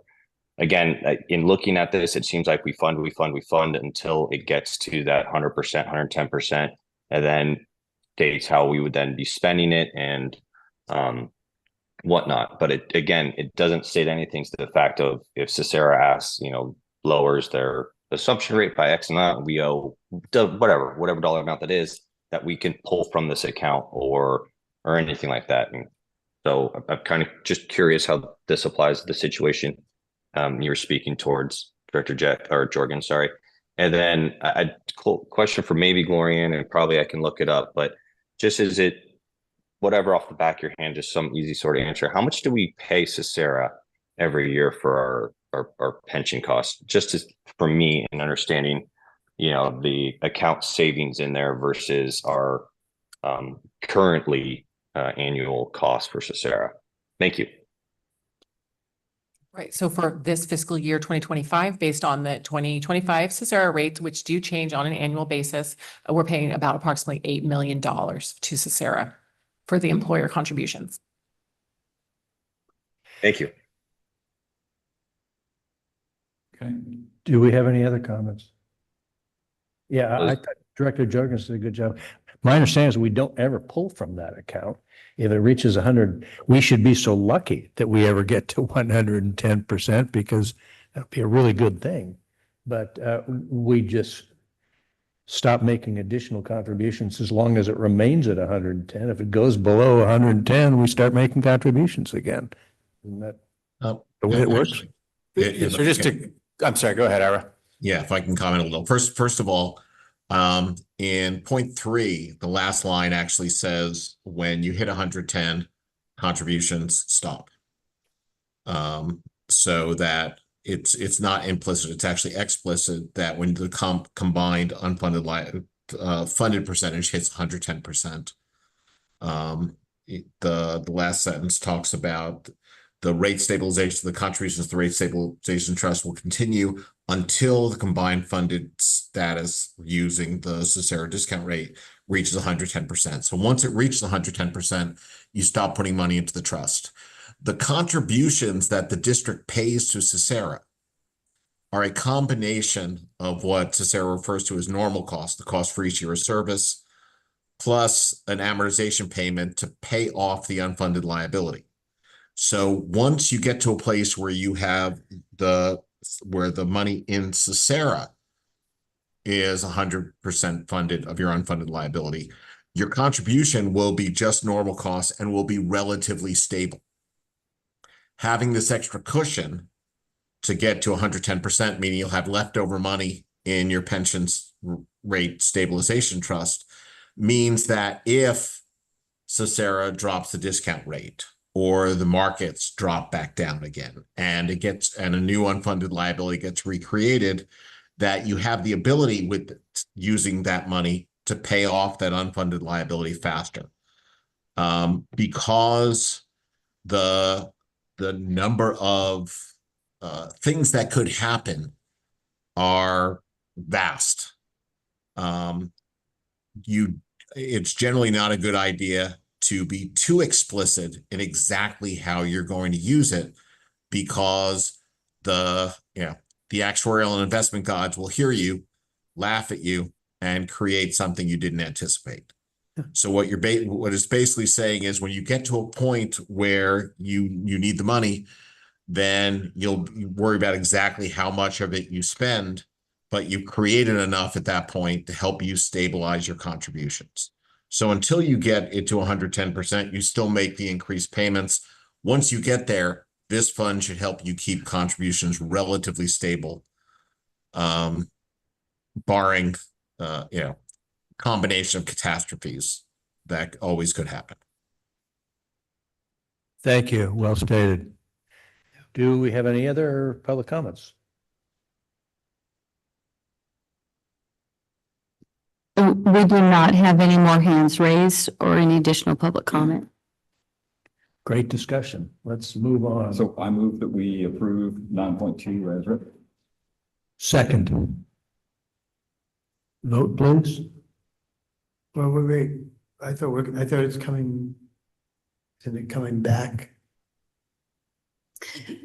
This question, directors, about whether you'd like to make the modifications of adding the 6 Yeah. additional You're right. bullets. Yeah, it's coming back. You're right. Given the Sorry, you're right. size, It's coming back. given the size of the edit, I would recommend doing that via a clean Yeah, that's- update rather than doing it verbatim. Okay. Sorry, yes. I stand corrected. Thanks, Okay. Director All right. Dan.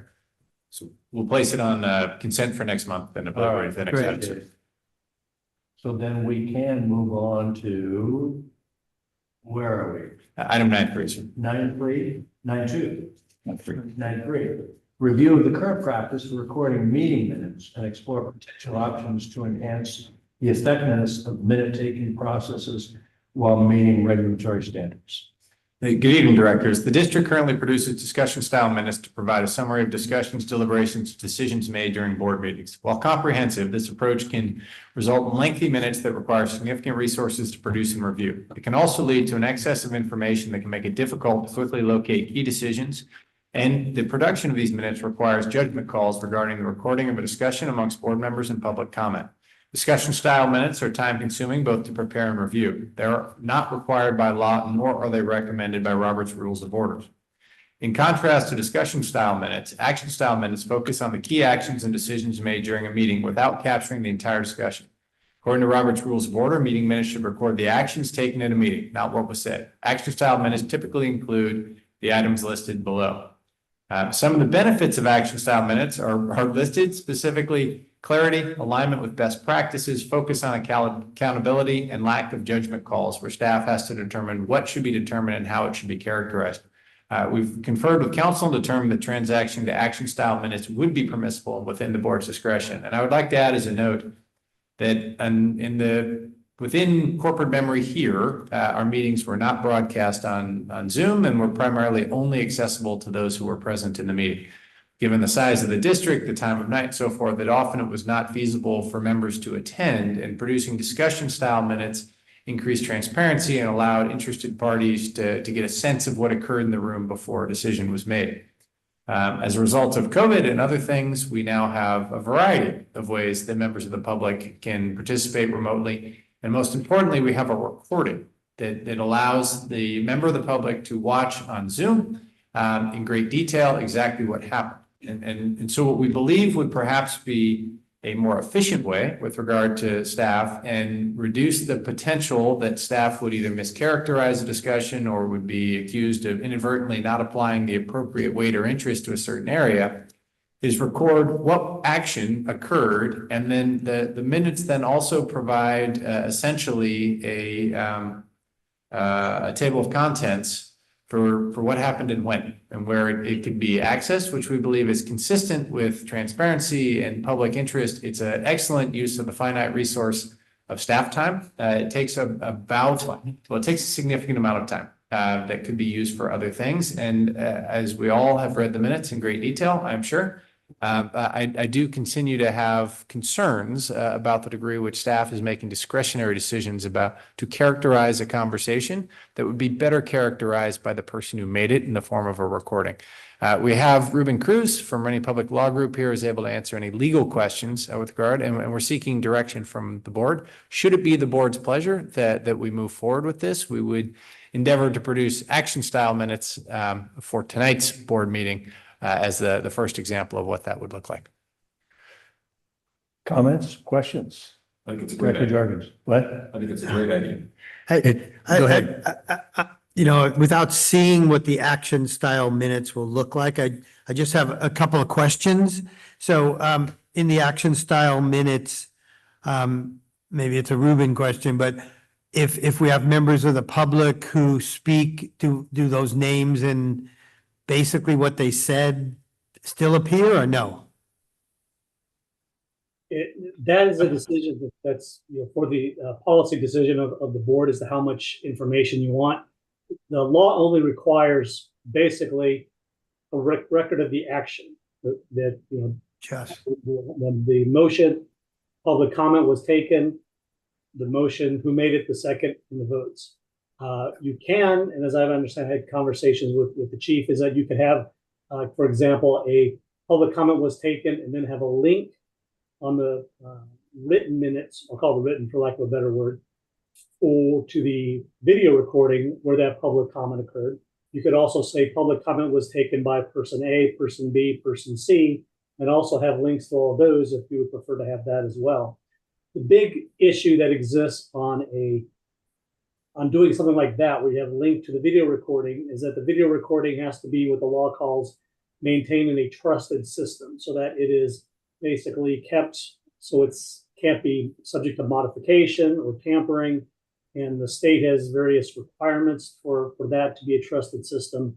And then, of course, since it becomes part of the minutes, the official minutes, then the recordings have to be maintained in perpetuity in the same manner as the minutes are under the law. The proposal seems to make perfect sense to me. I'm just wondering, is there any disadvantage that we might be overlooking to going to the action recording? I guess, to me, Go ahead. it would seem, having literally be, 9.2 gets, motioned and seconded and approved by and voted on, and here's the yeas and the nays and whatever, that's great. But I think there should be a link on each item you have like that back to the time in the recording, so that people can easily find their way back to, if you want, and it should say there was public comment or not, because then they would have to look for it. But I mean, literally, that's just a little bit to add in verbiage wise, but then the link, I think, to that appropriate place in the meeting would be important. Does that involve a lot of staff time to add a link? Let me answer the question. Yeah, go ahead. Sir. So having spent a lot of time reading old minutes to suss out what was said by whom, when, 20-something years ago, because it's relevant to something we're doing now, I believe the hybrid that Ruben referenced that is permissible but does require an additional step with regard to securing the video. YouTube, where we keep them now, does not count as a trusted agent to secure these.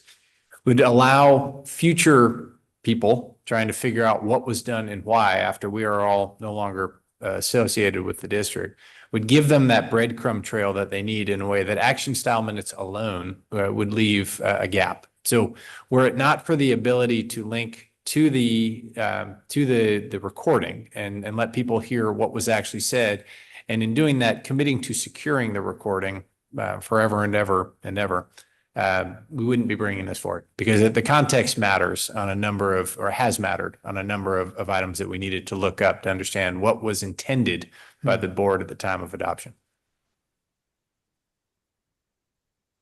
So seeking any direction from the board, as I said, we would be able to do this for next month in conjunction with the recording, which we would move to start to migrate our recordings to a secure place where they would be stored and maintained accessible, which I believe is also in the district's best interest, in that there have been times that we read the minutes on meaningful things from many years ago, and the minutes were not particularly clear. It would have been very, very helpful to be able to hear what was said and by whom verbatim. In order to adjudicate what the intent was on a particular issue. Right. I have another question. Hey, Ruben, if we decided to go to the action style, at a board meeting, could a director state that they wanted something more on a particular item? I'm just thinking ahead, just maybe it was a contentious item and a director wanted the record to show some more information. Can we modify that? Well, you probably wouldn't be able to modify it on the fly, but if you developed a policy concerning the use of action minutes and what the board wants to be placed in there, that would be the best way to handle that. I wouldn't recommend just doing it on a ad hoc basis. Ad hoc, yeah. Right. Okay. I mean, it would just involve making a note of the time and date that the contentious or discussion took place, so that you could go back to find the recording. Yeah. It seems like something that any director could do on his own, right? Yeah, well, I'd be in favor of supporting going to action style and see how it looks and see how it goes. That's I mean, right. we That's a can good always point. change it if we We don't can like always it, right? change it. If it turns out, Plus report. Yes, sir. yes. Yeah. Right, We wouldn't be making a recommendation without that. yeah. Okay. I agree. I'm okay with that. Seems like we have a consensus. Is that something you just need guidance on or a vote? I have the direction I need. I'd just suggest public comment and be ready Yes. for item 9.4. Okay. We have any I'm public gonna comments? just make Director Jacks, Oh, Director Jex, do you have a comment on this issue? anything that can save some time, particularly where they're already overburdened with a lot of work, in my view, is good idea. I think we're all agreed. Yeah, thank you. So public comment? And so public comment is open for item 9.3. And we do not have any public comment.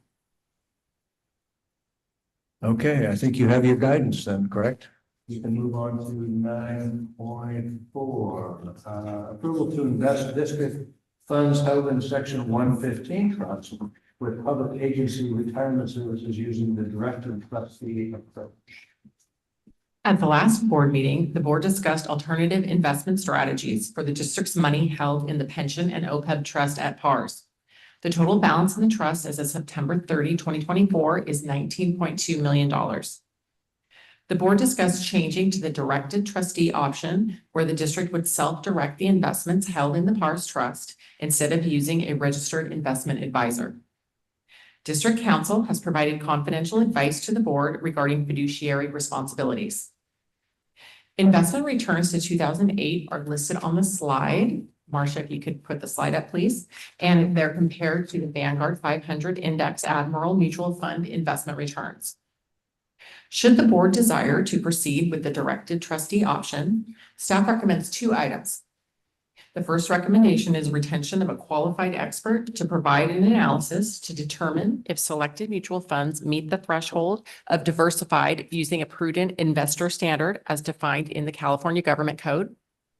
The second recommendation is to obtain fiduciary liability insurance coverage because existing insurance coverage would not cover the fiduciary liability of the directed trustee approach. Staff requests board direction regarding district funds in the PARS trust. This concludes the staff report.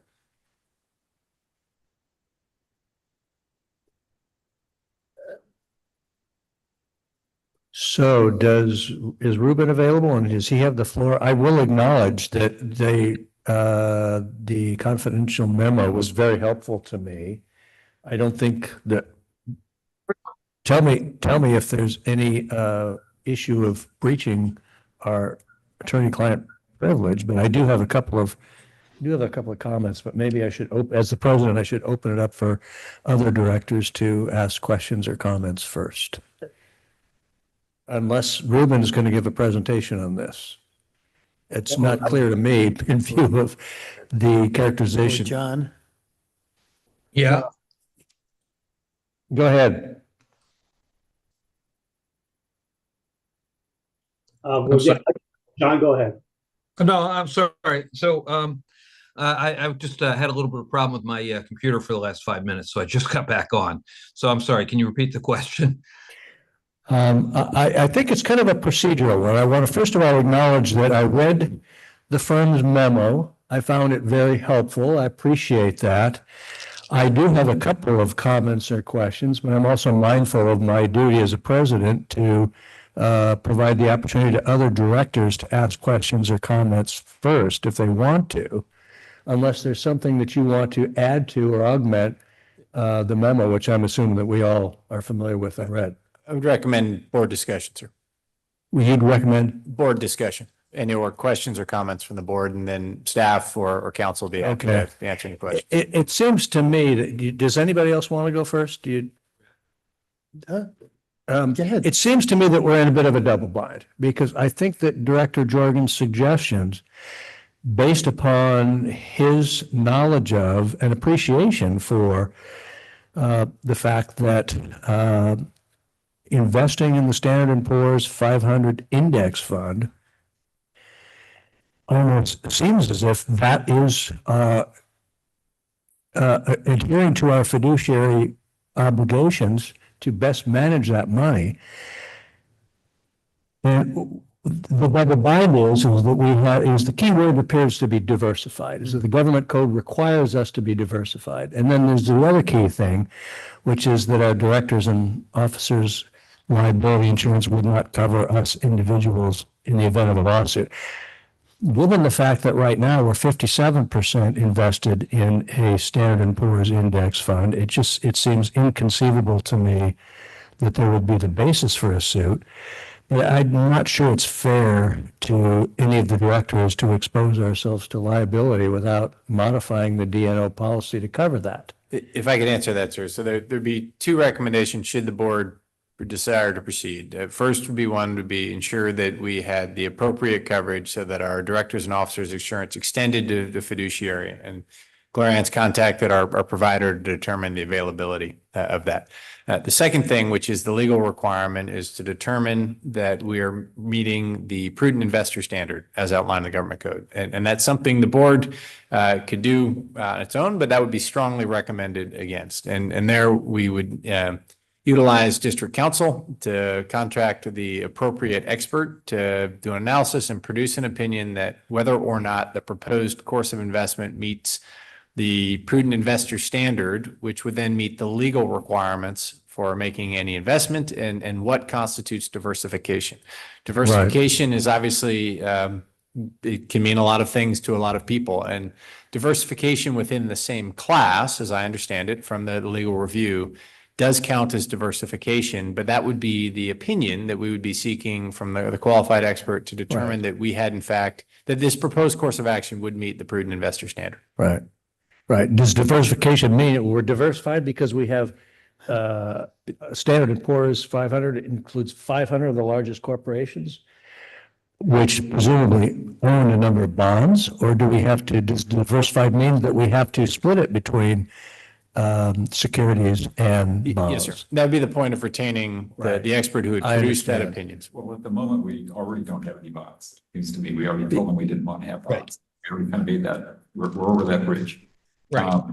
But when I looked up definition of diversified the other day, it says, oh, we need to pick different industries. Well, the S&P 500 is in basically every industry you can name.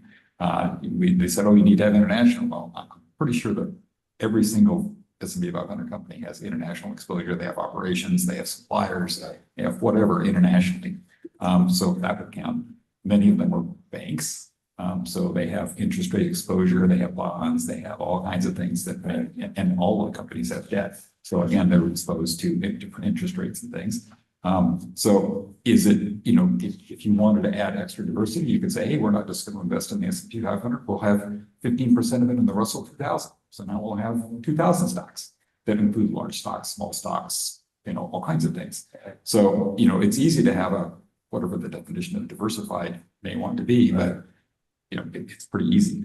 One other thing, just I handed out to the directors that are here in person, the little blue sheet that has this one. So just to give an idea of what kind of money we're talking about here. So I did 5 different time frames, 25 years, 20 years, 17 years, 15 years, and 8 years, partly because those were the time frames that some of the data was available for from PARS and from Cicera and things. So this is relative to the S&P 500, which would give you an answer of 1. This is how much of that 1 you would have if you invested however much money it was in the S&P, and over this 25 years, you'd end up with 1 at, from the S&P, and with Cicera, you would have had 0.83. So you would have had almost 20% more money if you would have invested in the S&P 500 than if you would have invested in Cicera over that period of time with their returns. Over a 20-year period, the answer is Cicera would have produced 62% of the money. So we would have, 40% more money in our account than if we invested it with Cicera. In 17 years, it gets even worse. It would have been 58% for Cicera, and PARS, and even worse, it would have been 50%. So again, in a 17-year period, we would have half as much money in our account if we stuck with PARS versus investing in the S&P 500 in the last 17 years. 15 years, it gets even worse. Now Cicera is at 49% and PARS is at 43%. And over the last 8 years, they do a little better. Cicera is at 61-ish and PARS is between 61 and 66%. But in all of those cases, the worst case is the longest period and was 17% ahead. So, you know, it's pretty compelling. This is over different timeframes, different kinds of funds. The PARS funds that you use, both the balanced fund and the capital appreciation fund, which is effectively what we have now. It's the one that has, I think, 85% of the money in stocks. So, you know, you could almost ask yourself, if you're thinking about a liability standpoint, gee, for the last 8 years since we've been having these funds, we now have 65% of the money that we should have had. So that sounds like a lawsuit more than going the other way around, doesn't it? That was my first point. Yeah, but I do think we need further information, which is to find out what it would cost to add this on our D&O insurance and lay the foundation that we need, even in the unexpected. Understood, sir. So the direction that I understand, as outlined in the last 2 paragraphs of the staff report, is receiving board direction to proceed with retaining an expert who would make a determination about the prudent investor standard, and secondly, to engage our provider to determine what it would cost to provide D&O insurance. We'd come back with both of those to the board, which, armed with those strongly recommended, one required, one strongly recommended. Armed with those items, the board would be in a position to move forward, having satisfied both the discussion of fiduciary liability and meeting the government code 53216.6 requirement of the prudent investor standard. Does that sound reasonable to Directors Jex and Hassler? Yes. Yes. I just want to make sure, so when we're done with this, we still have the opportunity to look at what is planned, right? Or are we approving to move to this?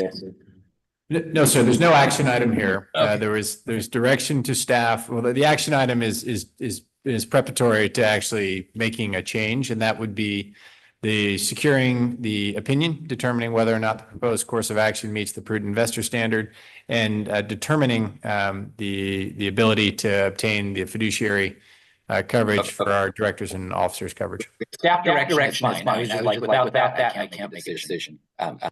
Yes, sir. 100% agree. Okay.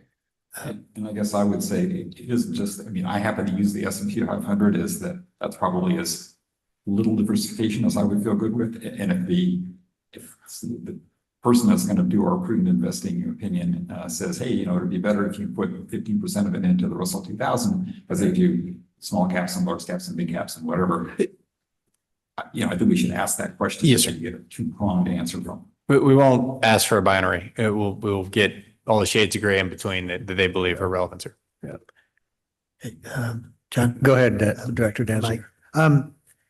I have no objection to getting some further information that we just talked about, but I right this minute, I would be really hesitant to approve this new policy. I see the results, and I understand the more money is better, but you know, being a conservative, and when it comes to finances and my own finances, and especially with the district finances, I know in the last 5 years it's been great, and I see the numbers here for 25 years and 8 years. I still think that the exposure to the district and the possibility of of things not being like they have been for these years. I mean, we're living in times that are very different than we've seen in the past. And so I have no objection to going forward and getting more information, but I'm pretty hesitant right now to see this as something I would be approving. So. Well, it's an old adage. The biggest risk is not taking risks. Well, and that's true in life as in finance. But the other way to look at it is, during this period, we've been through the 2000 crash. Yeah. We've been through, but these are the worst things that have happened to our economy in the last 100 years. Okay, we've been through 3 of them during this time frame. And unless you can think of something even worse than what happened in. Oh, yeah. Oh, yeah. I could, so. Well, but the question is it going to be different for this portfolio than it is for Cicero or any place else you're even putting? Because so far, the PARS people during those same times, not only were they lower in the upside, they were worse in the downside than these were. So they actually had more volatility than the S&P 500 did.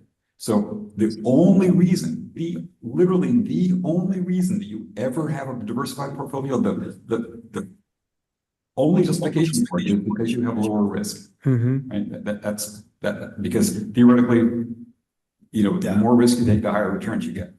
So if you actually aren't lowering your risk by doing this, we're not, in other words, if we're not increasing our risk by doing this, then it actually is by definition a better investment. It is less risky than doing what we're currently doing.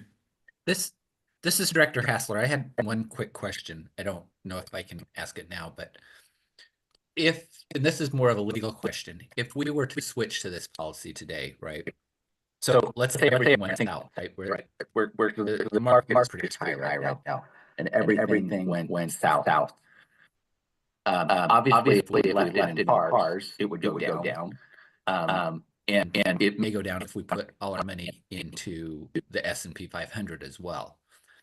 Is there, because, that's just a natural market event, but does that cause an outsized liability for the board because of time?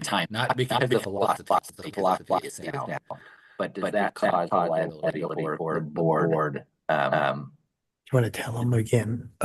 Somehow we're getting all this feedback loop. I don't know what. Yeah, I'm not sure that maybe somebody else can let me know what the comment was, because there was so much feedback that I didn't get it all. Can you repeat that, please, Director Hassler? We are getting some feedback from you.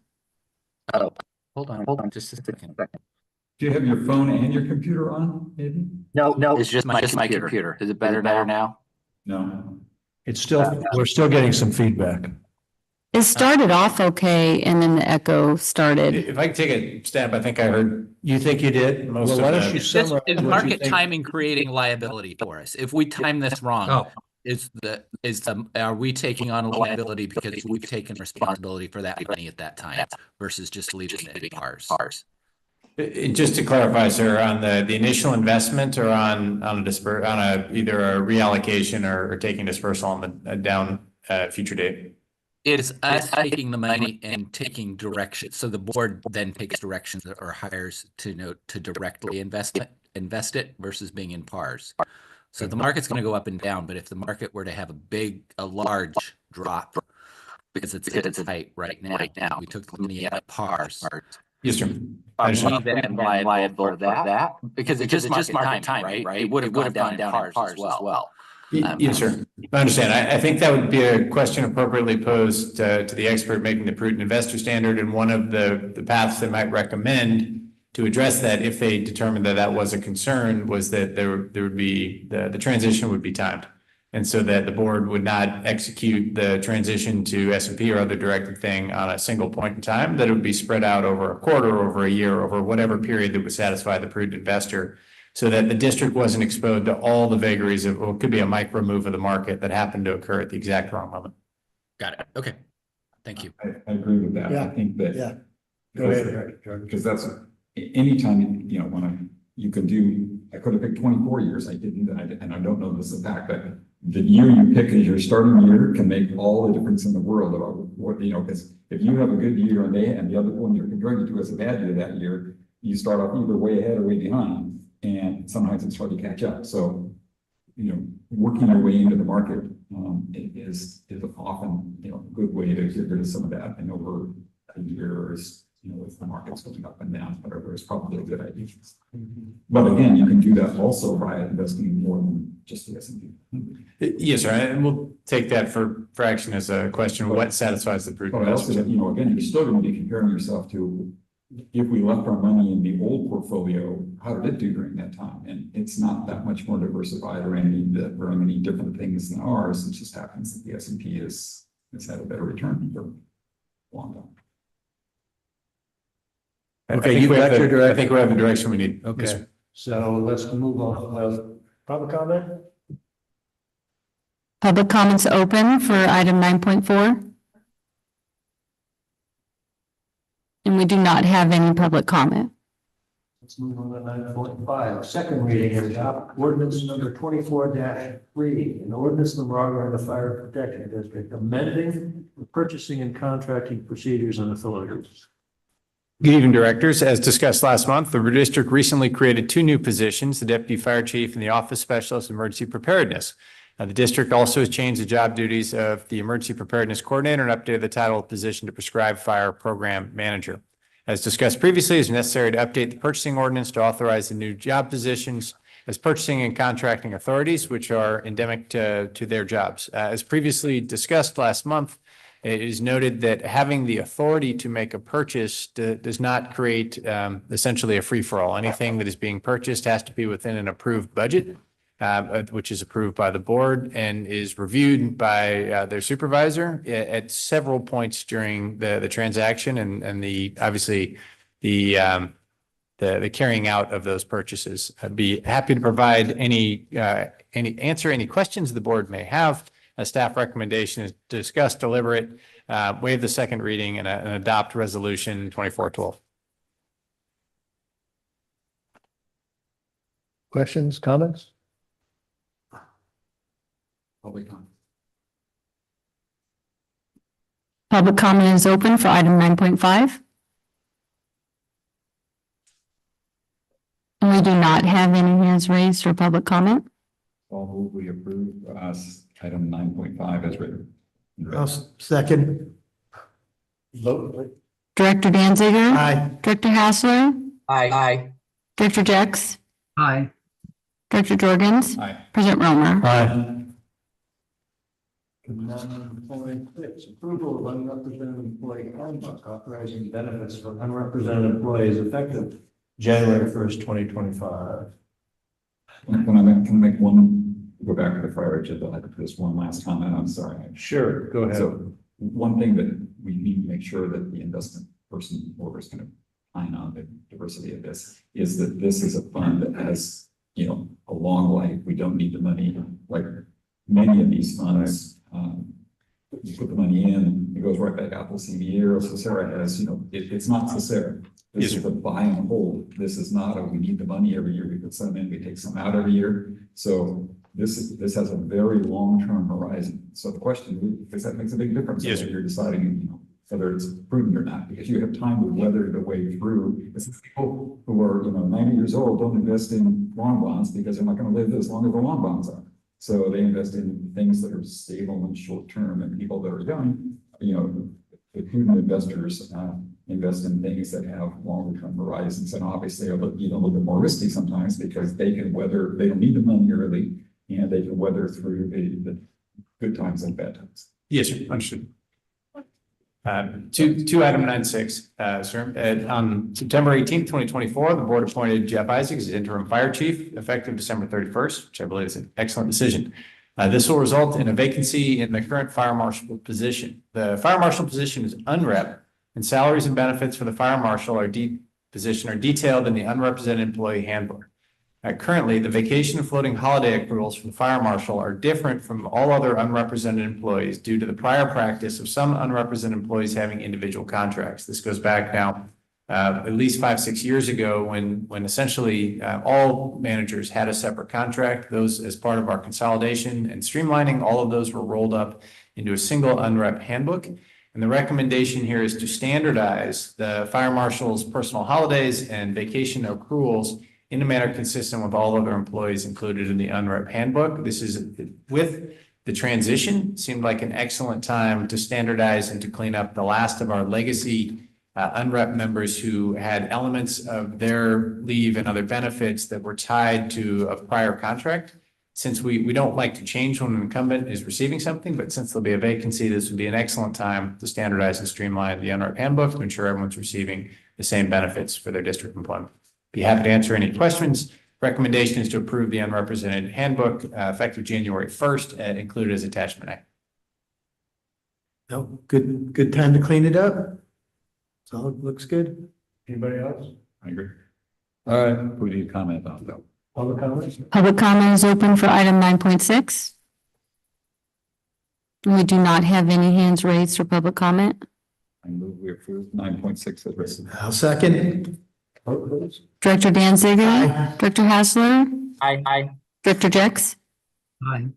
Director Jorgens? Aye. President Romer? Aye. 9.7, adopt resolution 24-14, adopting amendment 6 to employment agreement between MOFD and David Winiker. Good evening, directors, John Holtzman. So the district entered into an employment agreement with Chief Winiker back in December 2017. And the board has now, as you're aware, received notification that Chief Winiker is ending his employment with the district effective December 30, 2024.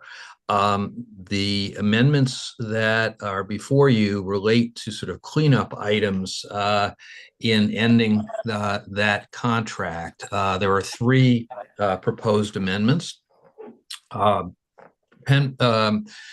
One is that in Amendment 3 of his contract, and this would, by the way, would be, I believe it's Amendment 6. In Amendment 3 of the contract, the board provided a one-time retention bonus to be paid upon termination of employment, which at the time would have been December 10 of 2022. Chief Winiker served those 3 years and earned the $75,000 bonus. However, when we extended the contract, we simply extended out that date by another 2 years. So there's no additional funds. It was the $75,000 he'd already earned. We simply extended out the time for when it would be paid so that it would fall at the end of his employment. And in doing so, we changed the date, which had been that it was to have been paid on the 20th of December in 2022. We changed that to December 31 in 2024. So this would change it back to December 2024, so that he could retire before the actual end of the year. Amendment 3 also provided that Chief Winiker would be paid for deployment as part of the OES mutual aid system to Northern California fires, and would receive his regular hourly rate for those deployments. He was recently deployed to 2 fires that were actually a little farther north and therefore were beyond the border of California. So this would, for the final 6 months of his contract, remove the limitation with respect to having to be assigned within California. And then Amendment 3 also provided that in order for the chief to be paid for his deployments, that it would be subject to reimbursement by third parties. This would not change the requirement that it be subject to reimbursement by third parties, but the difficulty is those reimbursements are delayed and therefore would fall after he was employed by the district. And so to fix that, this would authorize the district to pay Chief Winiker in his final paycheck for the later deployments that we haven't yet received reimbursement for. We will nonetheless receive reimbursement for those. None of these changes have any effect on Chief Winiker's pension calculations vis-a-vis the district. So it's in the hands of the board. Sounds eminently reasonable to me. Does anybody else have comments or questions? No. All right.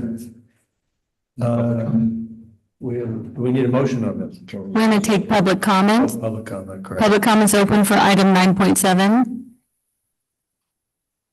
We do not have any hands raised or any public comment. I'll entertain a motion. I move that we approve item 9.7 as written. I'll second. Vote please.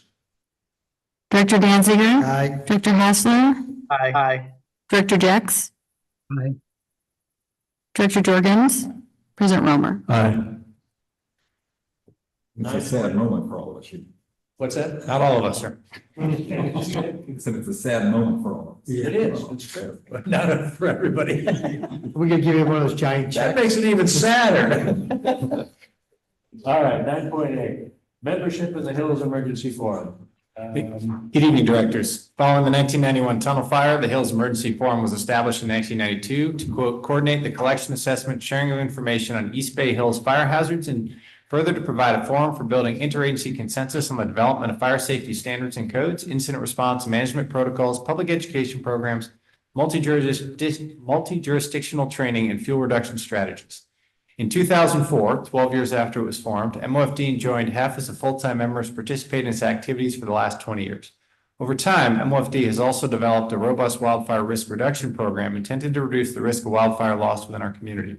At the same time, the landowning agencies within the fire districts and the municipalities to our west have longstanding working relationships for the coordination of risk reduction measures, to include a series of cooperative grants recently awarded by state and federal agencies to a consortium comprised of UC Berkeley, Lawrence Berkeley National Laboratory, East Bay Regional Park District, East Bay Municipal Utility District, the City of Berkeley, and the City of Oakland.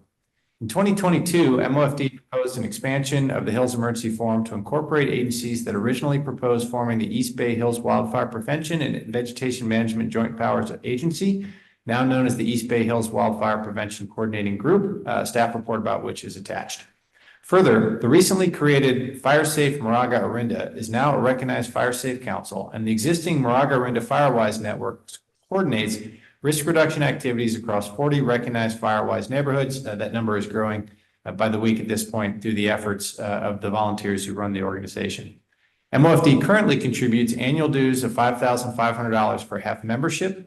As a result of these changes, limited staff time is increasingly needed to manage internal community risk reduction efforts and to coordinate with regional partners outside of the HEF network. Staff recommends ending MOFD's membership in HEF and participating in regional risk reduction measures through efforts coordinated by the County Fire Chiefs Association or on an ad hoc basis directly with agencies or other groups as needed. We're seeking direction from staff. As I said, a lot has changed since 91 and certainly since 2004. We remain deeply entrenched and involved in a number of risk reduction activities, to include even last night, I believe we had a multi-agency radio exercise in the Caldecott Tunnel. The Hills Emergency Forum still has a great deal of value to the entities that are actively engaged up there, as shown by their cooperative participation in grant program, while our focus has been drawn down more into the district as other alternate yet parallel forms of communication and coordination have developed. It's my belief that our time and our resources will be better focused here in the fire district, where the majority of the risk to our residents lies, and that we would remain engaged with HEF and Diablo Fire Safe and other external agencies on an as-needed basis instead of on a recurring basis, which does draw us away from other things. Looking for any input and direction that board might provide. We'll move forward smartly, having received that. Yeah. Go ahead. So you're saying that, you know, there's an existing organization that we have been participating in for 20 years, and that we need to, you know, we've been focusing more locally, but so what are the ways that we still coordinate with those people, even if we do pull out? What other current methods do we have that we coordinate with the same basic people?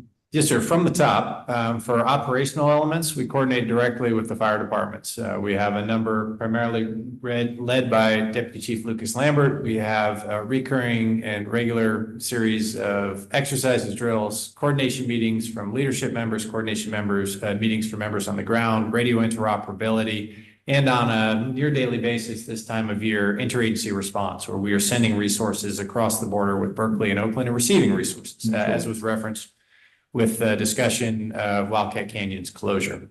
So on the operational side, we're doing that. On the wildfire risk reduction side, we have carried out several large grant-funded projects that involve land that was either in or contributed to risk that threatened those neighboring municipalities and crossed the land owned by the landowning agencies that in discussion. And we have a robust series of information sharing mechanisms just from personal relationships and other engagement where we share information. Buttressed by the County Fire Chiefs Association, both within Contra Costa County and Alameda County, where additional information sharing occurs as well. I think one of the things that's distinctly different today than it was in 2004 is the proliferation of communication devices and networks. So it becomes increasingly less important to bring everyone together on a monthly basis to discuss what's going on, since we're having lots of information sharing during our daily activities. So you recommend not pulling money? I recommend leaving the Hills Emergency Forum. Yes, sir. So if we pull out of this and we're also, at the present time, we're not members of the East Bay Hills Wildfire Prevention Group.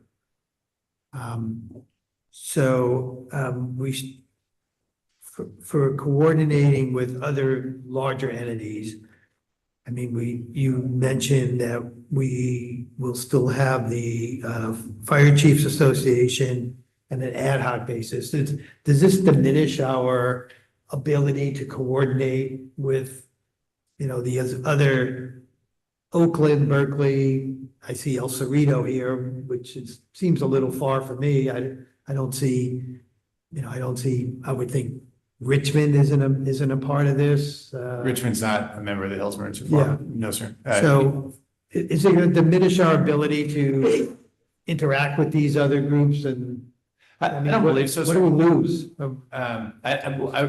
If I believe we're losing something significant, I wouldn't be proposing it. I think the question really is a discussion of relative benefit. And so what is the relative benefit of this organization versus the relative benefit of growing out and building, applying the same energy and resources that we're putting into these external entities, to putting them into our homegrown effort. And from my perspective, not the preponderance, all of the risk that our community faces from a wildfire is coming from the north and the northeast. The areas well outside the Hills Emergency Forum area of interest and membership. And that really was the attempt to combine the East Bay Hills Wildfire Prevention Coordinating Group with Hills Emergency Forum and with a larger group of entities that have an interest in this topic.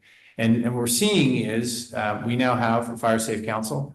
Berkeley, I think, has 3 to date. There's a West County Fire Safe Council. We're seeing a proliferation of these smaller groups, and that we should think globally and be involved in regional efforts. Our actual work should be focused locally, because the risk we face is coming primarily from Lafayette.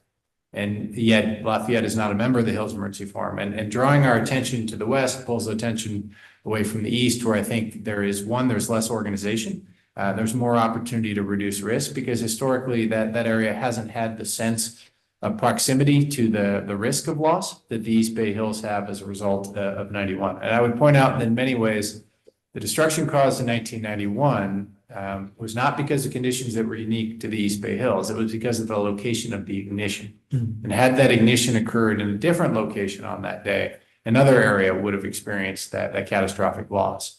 And that our attention, I think, would be better spent here in the district and focusing to the east and the northeast, where the preponderance of the risk lies. Is there any reason that you see, pulling out of this, but re-looking at the East Bay Hills Wildfire Prevention Group? Is there any?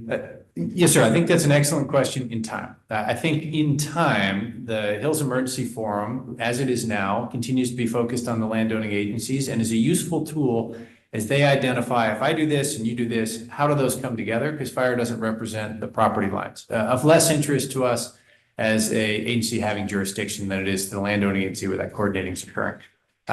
In time, as I previously recommended, that the recommendation with regard to the East Bay Hills Wildfire Prevention Group is unchanged, which is it's early days. They're still working on a mission statement. They're still working on a dues structure. They're still working on staff that would be able to realize the worthy goal of forming an entity that brings additional capacity to the fight. At this early stage, my sense is that MOFD, as a result of the investments made in this topic through the board's actions over the last 7 years and the staff attention that's been focusing on it, We are farther along on our journey on this than these other entities.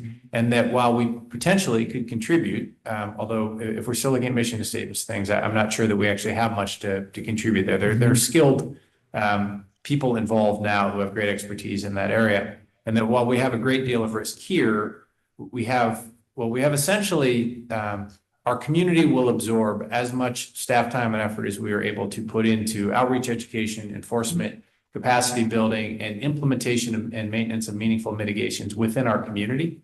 And so the question is, would being involved in one of these groups have greater relative value than spending that time and effort here? And particularly as we work to get to expand the work being done by the Moraga-Orinda Firewise network and building the capacity of FireSafe Moraga-Orinda, we have quite a bit of work that could be done here, and the staff time that's being pulled into these other areas. I think we could see greater return on investment focused here within the district for the risk. And where does the Diablo Fire Safe Council? That's more like individuals. I mean, it's not so much these big entities. Correct. The Diablo Fire Safe Council, until very recently, shared the same single staff member who coordinated the Hills Emergency Forum. With her departure, that there's a change there. And then the board is made up of volunteers, both citizens and staff. Jeff has served, and his role as our fire marshal has served as a board member, reviewing grants and so forth. But the fire safe structure is not there isn't a county to local hierarchy. All of the new, to include our own, fire safe councils are recognized by the California Fire Safe Council and are recognized 501c3 as capable of receiving grants and donations and so forth. So the recommendation there is that we take the effort and time we've spent on the Diablo Fire Safe Council, and we focus that here on the development of our Fire Safe Council. We help it apply for grants and so forth that are being allocated within the fire district. The Diablo Fire Safe Council oversees both Alameda and Contra Costa County. So population of over 2 million people. And there's a lot of work to be done there. There's also a lot of work to be done here, which we think would be better use of the staff time. Okay, I'm okay. Anybody else? Good. I have the direction I need. Directors. Okay. Public comment. Public comment is open for item 9.8. And we do not have any public comment. I think you have the direction that we agree with pulling out. Wait, one last question for the Hills Emergency Forum. Is there a period of our, like when dues are due? Is it why we're doing this now? Is it due at the end of the year? Is it an annual basis or? I don't know off the top of my head. So it's not. So I mean, I just wonder, have we already paid for the end of the year? I mean. I don't know. I'll So find maybe out. But it's the staff. So maybe we don't renew when the Yes. time is up. So I don't think we're gonna get a refund if. We're not going to ask for a refund. So maybe it's when the time is up. So- Yes, sir. Okay. You've got the direction. I do. Thanks, sir. Okay, so we move it on to agenda item 10, committee reports. 10.1, the Standing Audit Committee Directors Hassler and Jets. Any reports? I think we already did it earlier. We've been. Right, we already kind of got the earlier, so unless you want anything to add, then. Can I ask a question? Yes, you can. Hey, Director Jackson Hassler, I just wonder how it was working with the new auditor. I didn't understand what you said. How was your relationship working with the new auditor, with Mays? Oh. The difference. Great. They were very open, forthright, very contributing in terms of quality of the audit we have had. Added comments with regards to the report. I mean, we were very complimentary to them. Yeah. I would say they were very prepared for all of our meetings, and they had good comments. And they read the agenda and questions we had, and we had really good conversations with them at our meetings. Okay. Thank you. He agreed. All right. 10.2, the Ad Hoc Committee of Joint Fire Prevention with the City of Orinda Directors Jorgens and Romer. It meets again on Friday. Yes. So it hasn't met since we met last. Right, so nothing new. 10.3, ad hoc committee recruitment of interim fire chief directors. Well, actually, we should, on the next agenda, we should get rid of that because we just, or I guess we still do need that. Sorry. We will, but it'll sunset with adoption of the, when the board approves the Right. contract for the interim fire chief. There's nothing to report. Nothing to report on that right now. So 11, request for. We do need to open public comment. We do. Okay, let's do that. And so public comment is open for the committee reports. We do not have any public comment. 11, request for items on future agendas.